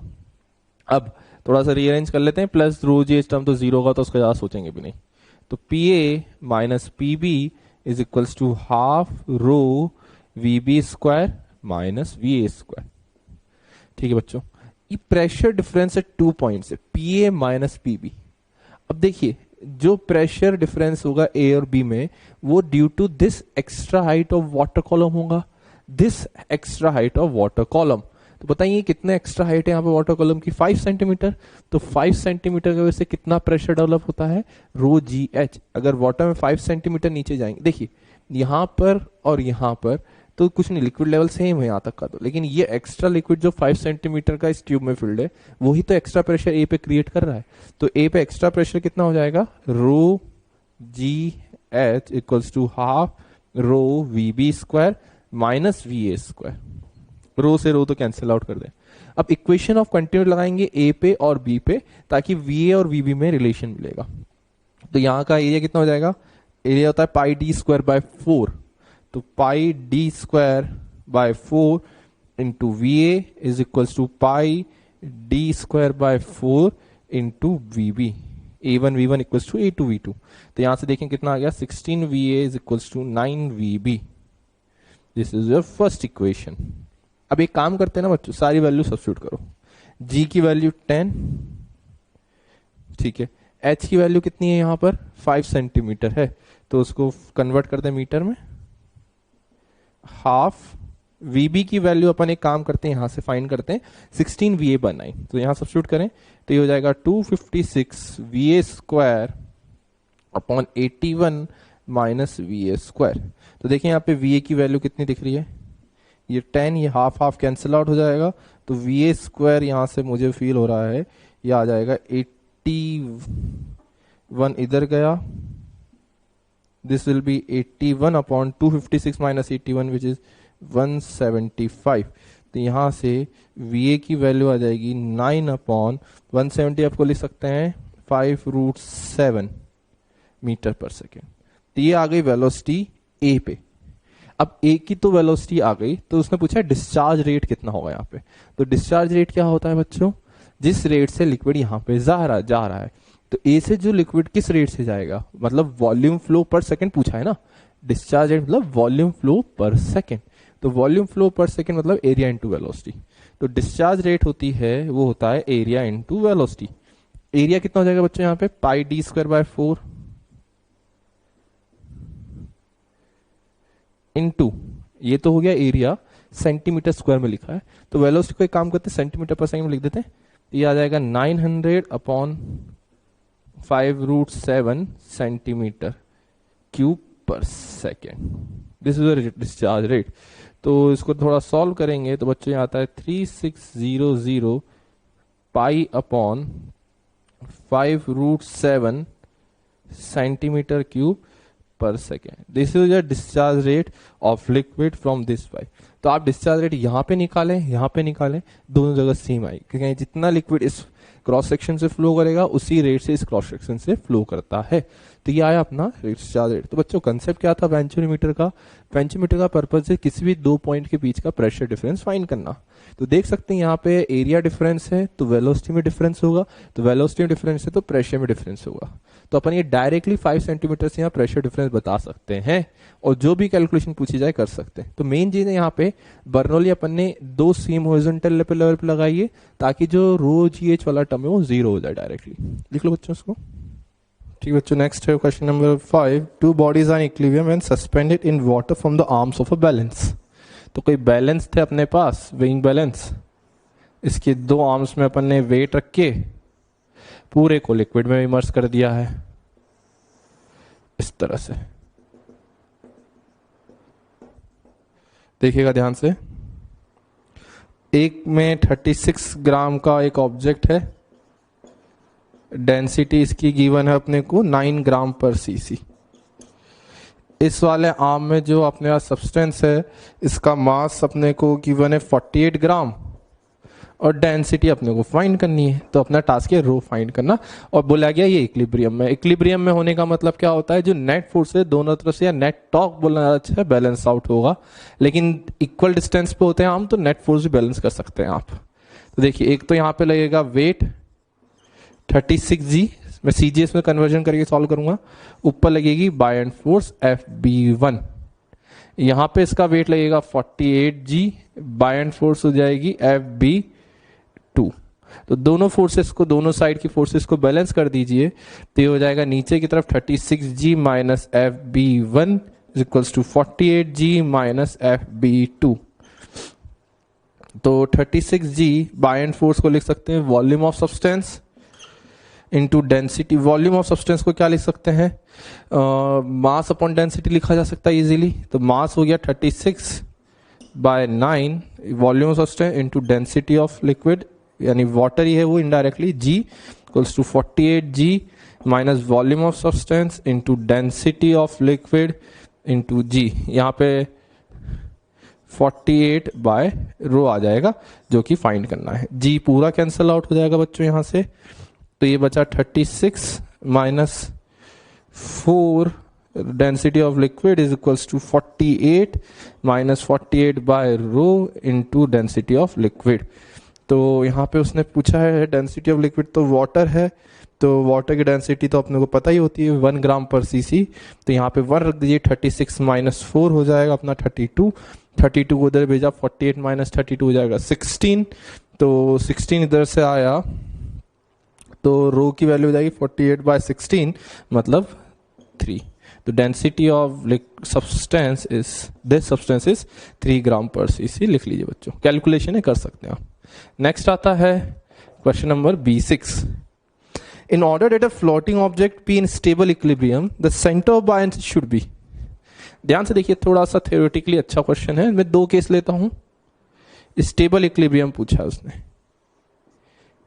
एक बार ये अपना सेंटर ऑफ मास है एंड सेंटर ऑफ बायन्सी देख सकते हैं। सेंटर ऑफ बायन्सी कहां लाया करता है, सबमर्ज पार्ट के सेंटर पे।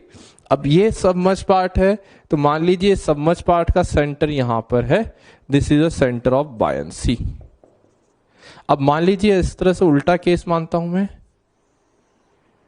ये अपना है सेंटर ऑफ मास थोड़ा सा ऊपर है और सेंटर ऑफ बायन्सी ये है। ठीक है, अब थोड़ा सा इमेजिनेशन आप ध्यान से करेंगे तो एक काम करते हैं, स्टेबल अनस्टेबल के थोड़ा सा इसको डिस्प्लेस करते हैं इस रॉड को। तो मुझे पता है कोई भी फ्रीली मूविंग ऑब्जेक्ट जो है अपने सेंटर के बाद रोटेट करता है। ध्यान से देखिएगा बच्चों, मैं इसको इसके सेंटर के बाद थोड़ा सा रोटेट कर दिया। अब देखिएगा तो सेंटर ऑफ बायंसी थोड़ा सा यहाँ शिफ्ट हो जाएगा। अब देखिए यहाँ पे एक बायंड फोर्स लगेगी ऊपर की तरफ एफ बी। अब ध्यान से देख सकते हैं कि सेंटर मास के और फ्री टू मूव है, तो जैसे ही थोड़ा सा आपने इसको इस तरह टिल्ट करा तो बायंड फोर्स जो है इसको वापस से सेंटर के बाद रोटेट करके इस तरह से रोटेट करके ऊपर ले आएगी। तो देख सकते हैं रोटेशन की वजह से एक टॉर्क इस तरफ लगेगा, तो इसके से ये रॉड वापस से आ जाएगी, तो जहां से आपने रोटेट करा वापस से वो वहीं पे आ गई, इस तरह से ऑसिलेट करेगी, यानी स्टेबल इक्विलिब्रियम में वापस से जहां से रिलीज करा वहीं आना चाहती है। इस केस में देखिएगा इसको सेंटर के बाद थोड़ा सा रोटेट करा, बायंसी यहां पे आ गई, इस centre of buoyancy, buoyant force इस तरह से। अब देख सकते हैं जैसे इसको आपने इस तरह से रोटेट करा तो टॉर्क जो है इसको जो है क्लॉकवाइज डायरेक्शन रोटेट कर रहा है, तो इस तरह से पूरा रोटेट कर देगा ये। तो आप देखेंगे तो हल्का सा रोटेशन की वजह से इसमें टॉर्क जो है सेम डायरेक्शन में आता है, तो ये वापस से रिस्टोर ना होते हुए पूरी रोटेट कर जाएगी, मतलब वापस अपनी पोजीशन में आई नहीं। तो कैसे आ सकती है, जब सेंटर ऑफ बायंसी जो है सेंटर मास के ऊपर होगा तभी ये जो है स्टेबल इक्विलिब्रियम होगा, अदरवाइज स्टेबल नहीं होगा। नेक्स्ट है P7। A cubical block of wood 10 centimeter on the side floats on the interface of oil and water. The density of oil was सब given है, the mass of the block पूछा है।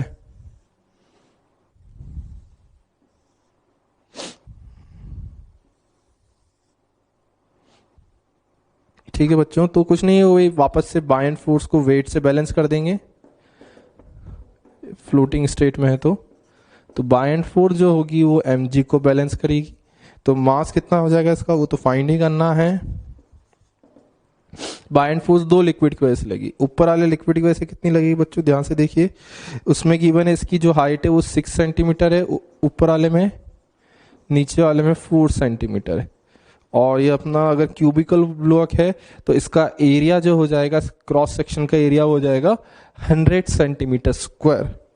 तो मैं CGS में conversion करूंगा सारा ही, तो वॉल्यूम हो जाएगा ऊपर वाले पार्ट में 100 into 6 into density of upper liquid is given to be 0.6 into G, और नीचे वाले लिक्विड की में कितना हो जाएगा देखिए वॉल्यूम उसका 100 into 4 into density of water is 1 into G. तो देखिए मास कितना आ जाएगा यहां से 636 मतलब 360 plus 400 plus 360 which is 760 gram. This is the mass of the block. लिख लीजिए बच्चों next question number 9। Question number 9 ध्यान से देखिए क्या है। A rod of length A be given है 1 मीटर, क्रॉस सेक्शन एरिया भी गिवन है, रिलेटिव डेंसिटी गिवन है, और बोला गया ये रॉड जो है फ्री टू रोटेट है इस एंड के अबाउट, और इसको अपन एक स्ट्रिंग से टाई कर दिया जिसमें मैक्सिमम टेंशन जो है 45 न्यूटन पॉसिबल है। तो अपने को फाइंड करना है कि अगर अल्फा एंगल फाइंड करना है सच दैट जो ये रोप है ये ब्रेक नहीं होनी चाहिए, ब्रेक नहीं हो रही मतलब मैक्सिमम टेंशन 45 क्रिएट कर देते हैं इसमें। तो इसमें देख सकते हैं अगर बच्चों यहाँ पर, तो अगर ये ब्रेक नहीं कर रही है तो इसमें टेंशन जो है डायरेक्टली 45 न्यूटन कर देते हैं, और सबमर्ज पार्ट के सेंटर पे बायंड फोर्स लगती है और सेंटर मास पे वेट लगता है, तो दोनों इस केस में सेम ही हो जाएंगे। तो अपवर्ड डायरेक्शन में बायंड फोर्स, नीचे mg। तो एक काम करते हैं इसके अबाउट टॉर्क बैलेंस आउट करते हैं, इक्विलिब्रियम में तो नेट टॉर्क 0 होना चाहिए इस पॉइंट के अबाउट, हर पॉइंट के बाद ऐसे 0 होगा, अपन वो प्रीफर कर रहे हैं बिकॉज यहाँ पे हिंज रिएक्शन वगैरह कंसीडर नहीं करने पड़ेंगे। बायंड फोर्स निकालते हैं पहले, कितनी होगी, ये हो जाएगी वॉल्यूम हो जाएगा इसका 0.012 is area into length 1 into density of liquid हो जाएगा, लिक्विड की डेंसिटी क्या है ये वाटर है, तो डेंसिटी जाएगी 1000 इंटू जी।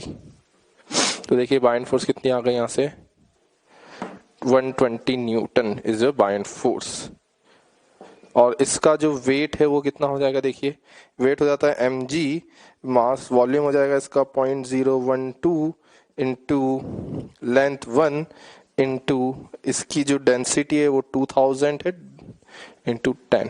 तो देख सकते हैं ये 240 न्यूटन इसका वेट आ गया। ठीक है, अब O के बाद टॉर्क बैलेंस कर देते हैं डायरेक्टली। तो देखिए FB और mg जो है ये एंगल अल्फा हो जाएगा, तो ये एंगल भी अल्फा, तो ये हो जाएगा 90 माइनस अल्फा। अब देखिए ध्यान से, जो टॉर्क है यहाँ पे दो टॉर्क लगेंगे इस ओरिएंट, एक तो FB का टॉर्क और टेंशन का टॉर्क जो mg बैलेंस करेंगे। FB का टॉर्क कितना हो जाएगा देखिए, ये हो जाएगा एफ बी का परपेंडिकुलर कंपोनेंट यहाँ पे आएगा sine alpha into distance 1/2, 1 metre length है तो हाफ हो जाएगा 1/2, प्लस टेंशन का कौन सा कंपोनेंट होगा, टी कॉस अल्फा, मतलब 45 कॉस अल्फा इंटू 1, लेकिन इसको बैलेंस करेगा एम जी का sine alpha component, M G sine alpha into half. F B वगैरह एम जी की वैल्यू रखी, एफ बी की वैल्यू अपन फाइंड कर चुके हैं 120, 120/2 मतलब 60 sine alpha plus 45 cos alpha is equals to 240/2 मतलब 120 साइन अल्फा। ठीक है, आप कुछ मत करिए, पूरी इक्वेशन को cos अल्फा से डिवाइड कर दीजिए। तो cos अल्फा से डिवाइड करेंगे तो ये हो जाएगा 60 tan अल्फा, उसको उधर भेजेंगे तो ये 60 tan alpha is equals to 45, तो tan अल्फा यहां से आ जाएगा 45/60 विच इज 3/4, तो tan अल्फा 3/4 होता है अपना 37 डिग्री पे, तो answer will be 37 degree. Next question देखिए इसी में, क्वेश्चन नंबर 10 में क्या गिवन है, a non uniform cylindrical rod है of mass m, length l, radius r, having its centre of mass at a distance l/4, तो सेंटर से इसका सेंटर ऑफ मास है वो l/4 डिस्टेंस दूर है, ये गिवन है। The cylinder is capped in a liquid of density rho. ठीक है, the moment of inertia of rod about its centre is, moment of inertia of the rod about the centre of mass given है I है। ठीक है, तो angular acceleration of point A with respect to B पूछा गया है, अगर इसको रेस्ट से रिलीज करें। अब अपने को पता है कोई भी ऑब्जेक्ट को अगर रेस्ट से रिलीज करेंगे तो वो हमेशा सेंटर ऑफ मास के बाद फ्री टू रोटेट होता है। अगर ऑब्जेक्ट फ्री टू रोटेट है तो सेंटर ऑफ मास के बाद रोटेट करने की टेंडेंसी रखता है। तो अगर ध्यान से देखेंगे इसको तो इस पे दो फोर्सेस लगेंगे, एक तो सेंटर ऑफ मास पे इसका लगेगा वेट mg और सेंटर ऑफ सबमर्ज पार्ट पे लगता है बायएंड फोर्स। अब मोमेंट ऑफ इनर्शिया मुझे जो है सेंटर ऑफ मास के अबाउट पता है विच इज I। अब मुझे पता है कि angular acceleration and angular velocity किसी पॉइंट के अबाउट, किसी पॉइंट के देखोगे, ए के रेस्पेक्ट में बी की देखो, सेंटर ऑफ मास के रेस्पेक्ट में बी की देखो, या सेंटर ऑफ मास के रेस्पेक्ट में ए की, यानी हर पॉइंट के अबाउट एंगुलर वेलोसिटी या एंगुलर एक्सेलरेशन सेम होता है। तो जो मन करे उस पॉइंट का निकाले, तो मेरे को सेंटर मास का निकालना प्रेफरेबल है बिकॉज इसके और मोमेंट ऑफ इनर्शिया पता है। तो सेंटर ऑफ मास के बाद टॉर्क लिखते हैं, टॉर्क अबाउट सेंटर ऑफ मास, इसको कर देंगे I अल्फा के इक्वल। अब देखिए सेंटर मास के बाद सिर्फ बायएंड फोर्स का ही टॉर्क आएगा, F B into l/4 equals to I alpha. Buoyant force कितनी होती है, बायएंड फोर्स होती है volume of submerged part into density of liquid into G. इसका वॉल्यूम हो जाएगा लेंथ l, रेडियस r, तो पाई r स्क्वायर l हो गया सिलेंडर का volume into density of liquid into G into l/4 equals to I alpha. तो alpha की value देखेंगे ध्यान से तो ये आती है pi r square l rho G by 4I। तो ये आ गया अपना angular acceleration of this rod. देख सकते हैं यहां से जो ऑप्शन मैच कर रहा है अपना वो है B which is pi rho G L square R square by 4I। लिखिए बच्चों। ठीक बच्चों, नेक्स्ट है क्वेश्चन नंबर 16। क्वेश्चन नंबर 16 क्या है, ध्यान से देखिए। इसमें बोला गया कि अपने कंटेनर है, इसमें कोई रैंडम लिक्विड फील्ड है ऑफ डेंसिटी रो एल। इसमें अपन ने एक आइडेंट ब्लॉक है वॉल्यूम v का, उसको सबमर्ज करा तो देखा वो हाफ ही सबमर्ज्ड है, मतलब v/2 वॉल्यूम सबमर्ज्ड है, v/2 बाहर है। लेकिन क्या करा, इस a के ऊपर एक और आइडेंटिकल ब्लॉक b लाके रखा तो देखा ये पूरा सिस्टम जो है कंप्लीटली फ्लोट कर रहा है इसके अंदर, मतलब पूरा जस्ट सबमर्ज हो गया, ऐसा कुछ गिवन है। तो अपने को लिक्विड की डेंसिटी A और B की डेंसिटी का रेशियो फाइंड करना है। तो पहले केस में क्या होगा, नीचे यहाँ पे लगेगा m1g और ये बैलेंस होगा बायएंड फोर्स FB1 से। बैलेंस कर दीजिए, इसका मास हो जाएगा volume V density of A into G, ये बैलेंस होगा बायएंड फोर्स से, सबमर्ज पार्ट का volume V/2 rho L into G. तो यहाँ से देख सकते हैं rho L by rho A आ गया 2, पहली इक्वेशन। सेकेंड वाले केस में क्या होगा, जो टोटल वेट है इन दोनों का m1 plus m2 into G, ये बायएंड फोर्स को बैलेंस करेंगे FB2। अब देखिए m1 प्लस m2g कितना हो जाएगा, दोनों का वॉल्यूम सेम है, डेंसिटी अलग अलग है। ये हो गया दोनों का वेट और इसको बैलेंस कर दीजिए बायएंड फोर्स से, तो बायएंड फोर्स हो जाएगी 2v into density of liquid into G तो यहां से देखेंगे तो रो ए प्लस रो बी आ गया 2 रो एल। ये दो रिलेशन आए यहां से। अब एक काम करिए, रो ए की वैल्यू रो एल बाय 2 वहां सब्स्टिट्यूट करिए, तो रो ए की वैल्यू रो एल बाय 2 सब्स्टिट्यूट करिए, तो यहां से रो बी आ जाएगा अपना, ये हो जाएगा 3 रो एल बाय 2। तो यहां से rho L by rho B की वैल्यू आ गई 2/3। तो ये तो एक रिलेशन आया बच्चों यहाँ पे। एक तो आया rho L by rho A 2, rho L by rho B आया 2:3। तो अपने को पूछा है कि तीनों में डेंसिटी का रेशियो कितना होगा। तो देख सकते हैं यहाँ पे 2 का फैक्टर है, यहाँ पे 1 है, तो 2:1:3 which will be your final answer. Density of liquid by A is to B, दोनों का रेशियो लेके चेक कर सकते हैं, डायरेक्टली ऑब्जर्व 2:1:3 आंसर आता है, which is option number C. Next आइए बच्चों, नेक्स्ट क्वेश्चन नंबर 17 में क्या है, a hollow sphere of inner radius 9 centimetre, outer radius 10 centimetre given है, और बोला ये हाफ सबमर्ज्ड स्टेट में लिक्विड और स्पेसिफिक ग्रेविटी 0.8 में फ्लोट कर रहा है। तो density of material of sphere पूछा गया है। तो बहुत बेसिक सा क्वेश्चन है बच्चों, ये तो कुछ नहीं है, जो डाउनवर्ड डायरेक्शन में इसका वेट है इससे directly buoyant force balance out कर देंगे तो आंसर मिल जाएगा। इसका वेट कितना होगा, अब इसका जो मास है वो सिर्फ इसके सॉलिड पोर्शन, मतलब कि ये जो 1 सेंटीमीटर की थिकनेस है उसमें ही है। तो इसका देखिए मास कितना हो जाएगा, वॉल्यूम हो जाएगा 4/3 पाई। तो अपन सॉल्व करते हैं इसमें सारा चीजें सीजीएस में ही सॉल्व करते हैं, बिकॉज जो आंसर है वो सीजीएस यूनिट में। तो ये हो जाएगा 10 क्यूब 4/3 पाई R1 cube minus R2 cube into density इसकी तो फाइंड करनी है इंटू जी, ये हो गया इसका mg, ये बैलेंस होगा बाय एंड फोर्स। अब देखिए इसका आधा वॉल्यूम पूरा सबमर्ज्ड है, तो मतलब कि इसका जो वॉल्यूम सबमर्ज्ड है वो इतना है, तो इसका वॉल्यूम हो जाएगा ये 2/3 pi 10 cube into density of liquid is 0.8 into G.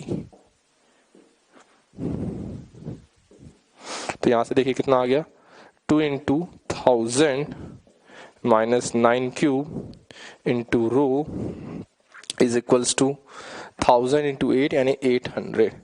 तो यहाँ से जब रो को सॉल्व करेंगे आप, तो आपको देख सकते हैं इसकी जो अप्रोक्स वैल्यू निकालिएगा तो ये आती है 1.48 ग्राम पर सीसी। तो ये अपना हो गया ऑप्शन नंबर बी, लिख लीजिए बच्चों। ठीक है बच्चों, नेक्स्ट है क्वेश्चन नंबर 3।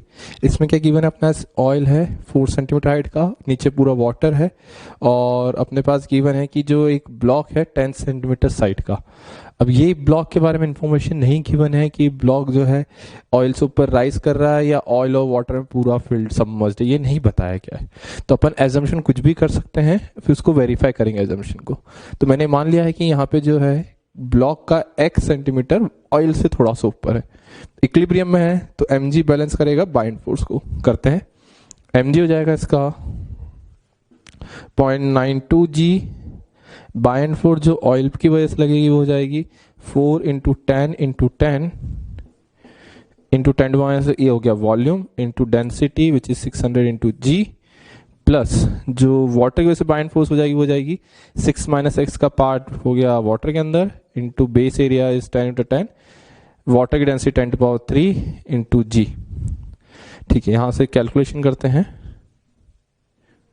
तो ये हो जाएगा 0.92, ये हो जाएगा 6 4 24.24 plus 6 minus x into 10⁻⁻6 because of volume, तो ये हो जाएगा 10⁻⁻1। 0.6 इसको इधर लेके गए तो हो जाएगा 0.68 मतलब 6.8। तो यहाँ से देख के समझ आ रहा है x नेगेटिव आ रहा है। x नेगेटिव आने का मतलब क्या होता है बच्चों, कि ये जो एजम्पशन अपन ने करा है वो गलत माना है, कहीं अदरवाइज x पॉजिटिव आता।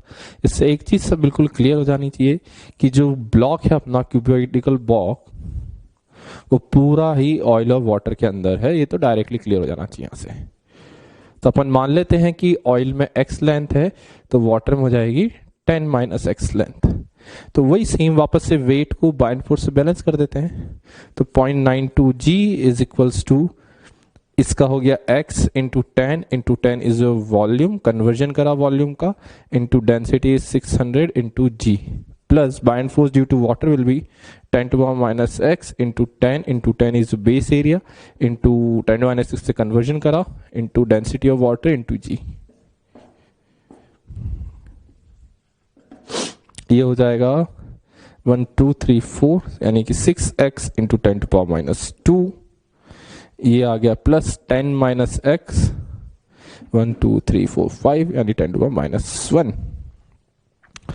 एलसीएम वगैरह लेते हैं, ये हो जाएगा 10 टू पावर माइनस 1 1 यानी कि 0.08 और इन सबको इधर लेके आते हैं तो ये हो जाएगा x bye 10 minus 6x bye 100।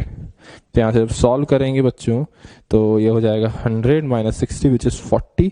तो x की वैल्यू आती है 2 सेंटीमीटर, मतलब 2 सेंटीमीटर ऑयल में है, 8 सेंटीमीटर वाटर में। लिखिए नेक्स्ट बच्चों क्वेश्चन नंबर 7, ध्यान से देखिए। इसमें क्या एक स्प्रिंग है, स्प्रिंग कॉन्स्टेंट 100, ब्लॉक की डेंसिटी और मास गिवन है, इसको वाटर में अपन ने इक्विलिब्रियम में हैंग कर रखा है।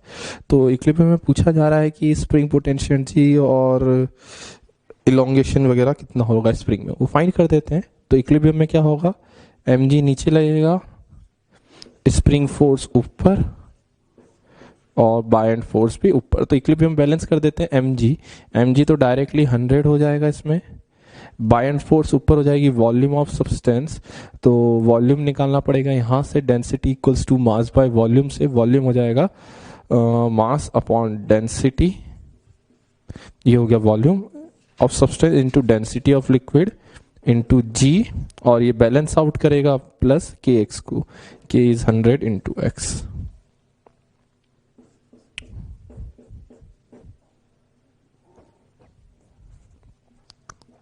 ठीक है, तो यहां से देखते हैं कितना आ रहा है। ये 10 आया यहां से, ये 2 से 2 यानी 5 प्लस 10x, तो x की वैल्यू यहां से आई हाफ, मतलब कि जो एक्सटेंशन है वो होगा हाफ मीटर। अब क्वेश्चन देखते हैं, तो स्प्रिंग के अंदर एनर्जी में देख लेते हैं। ठीक है, x की वैल्यू बच्चों अपनी हाफ आ गई है, मतलब हाफ मीटर है। अब देखते हैं स्प्रिंग फोर्स कितनी हो जाएगी, बाइंड फोर्स वगैरह सब निकाल लेते हैं। तो बाइंड फोर्स की तो वैल्यू बच्चों ये डायरेक्टली आपकी लिखी हुई है, तो स्प्रिंग फोर्स देखते हैं कितना होगा, kx 100 इंटू हाफ मतलब 50 न्यूटन। तो डायरेक्टली 50 माइनस 100 करेंगे तो डायरेक्टली बाइंड फोर्स भी 50 आ जाएगी, और स्प्रिंग पोटेंशियल एनर्जी होती है अपनी हाफ के एक्स स्क्वायर। तो यहां से सॉल्व करेंगे तो आपकी स्प्रिंग पोटेंशियल हो जाएगी 100/8 यानी 12.5 न्यूटन। ठीक है, तो बच्चों ये सॉल्व हुआ अपना। नेक्स्ट आता है क्वेश्चन नंबर 8। एक वेसल है, इसमें अपना लिक्विड फील्ड है, टॉप से ओपन है, 4 होल्स करें, होल 1 2 3 4, हाइट इनकी बॉटम से 20 30 40 एंड 50 गिवन है, और टोटल हाइट है 90 सेंटीमीटर। तो पूछा है कि किससे रेंज सबसे ज्यादा होगी। अब देखिए रेंज का डायरेक्ट फॉर्मूला अपने पास है 2 root over of h into H minus H, ये डायरेक्ट फॉर्मूला है अपने पास। h तो जो है टॉप से हाइट, h कैपिटल h है पूरी हाइट, तो डायरेक्ट अपन फॉर्मूले से निकालते हैं रेंज। फर्स्ट वाले से देखिए कितनी हो जाएगी, 2 रूट h, मतलब टॉप से हाइट हो जाएगी इसकी 90 माइनस 20 विच इज 50, और h माइनस h हो जाएगा इसका 20। तो ये हो गई फर्स्ट वाले के लिए। सेकेंड वाले के लिए देखें, 2 इंटू ये इसकी हाइट टॉप से हो जाएगी 90 माइनस 30 मतलब 60, और h माइनस h मतलब ये वाली हाइट विच इज 30। अब 3 वाले के लिए टॉप से हाइट हो जाएगी 50 इंटू बॉटम से 40, और 4th वाले के लिए हो जाएगी अपने पास 2 रूट ओवर ऑफ, इसकी टॉप से हाइट है 10 और बॉटम से है 50, तो 50 इंटू 40। देखिए बच्चों मल्टीप्लिकेशन देखिए, 5 10 18 20 20, देख सकते हैं इन दोनों में जो सबसे ज्यादा रेंज आ रही है मतलब 3rd और 4th से। तो यहाँ से हो जाएगा hole number 3 and hole number 4 which is option A and B. लिखिए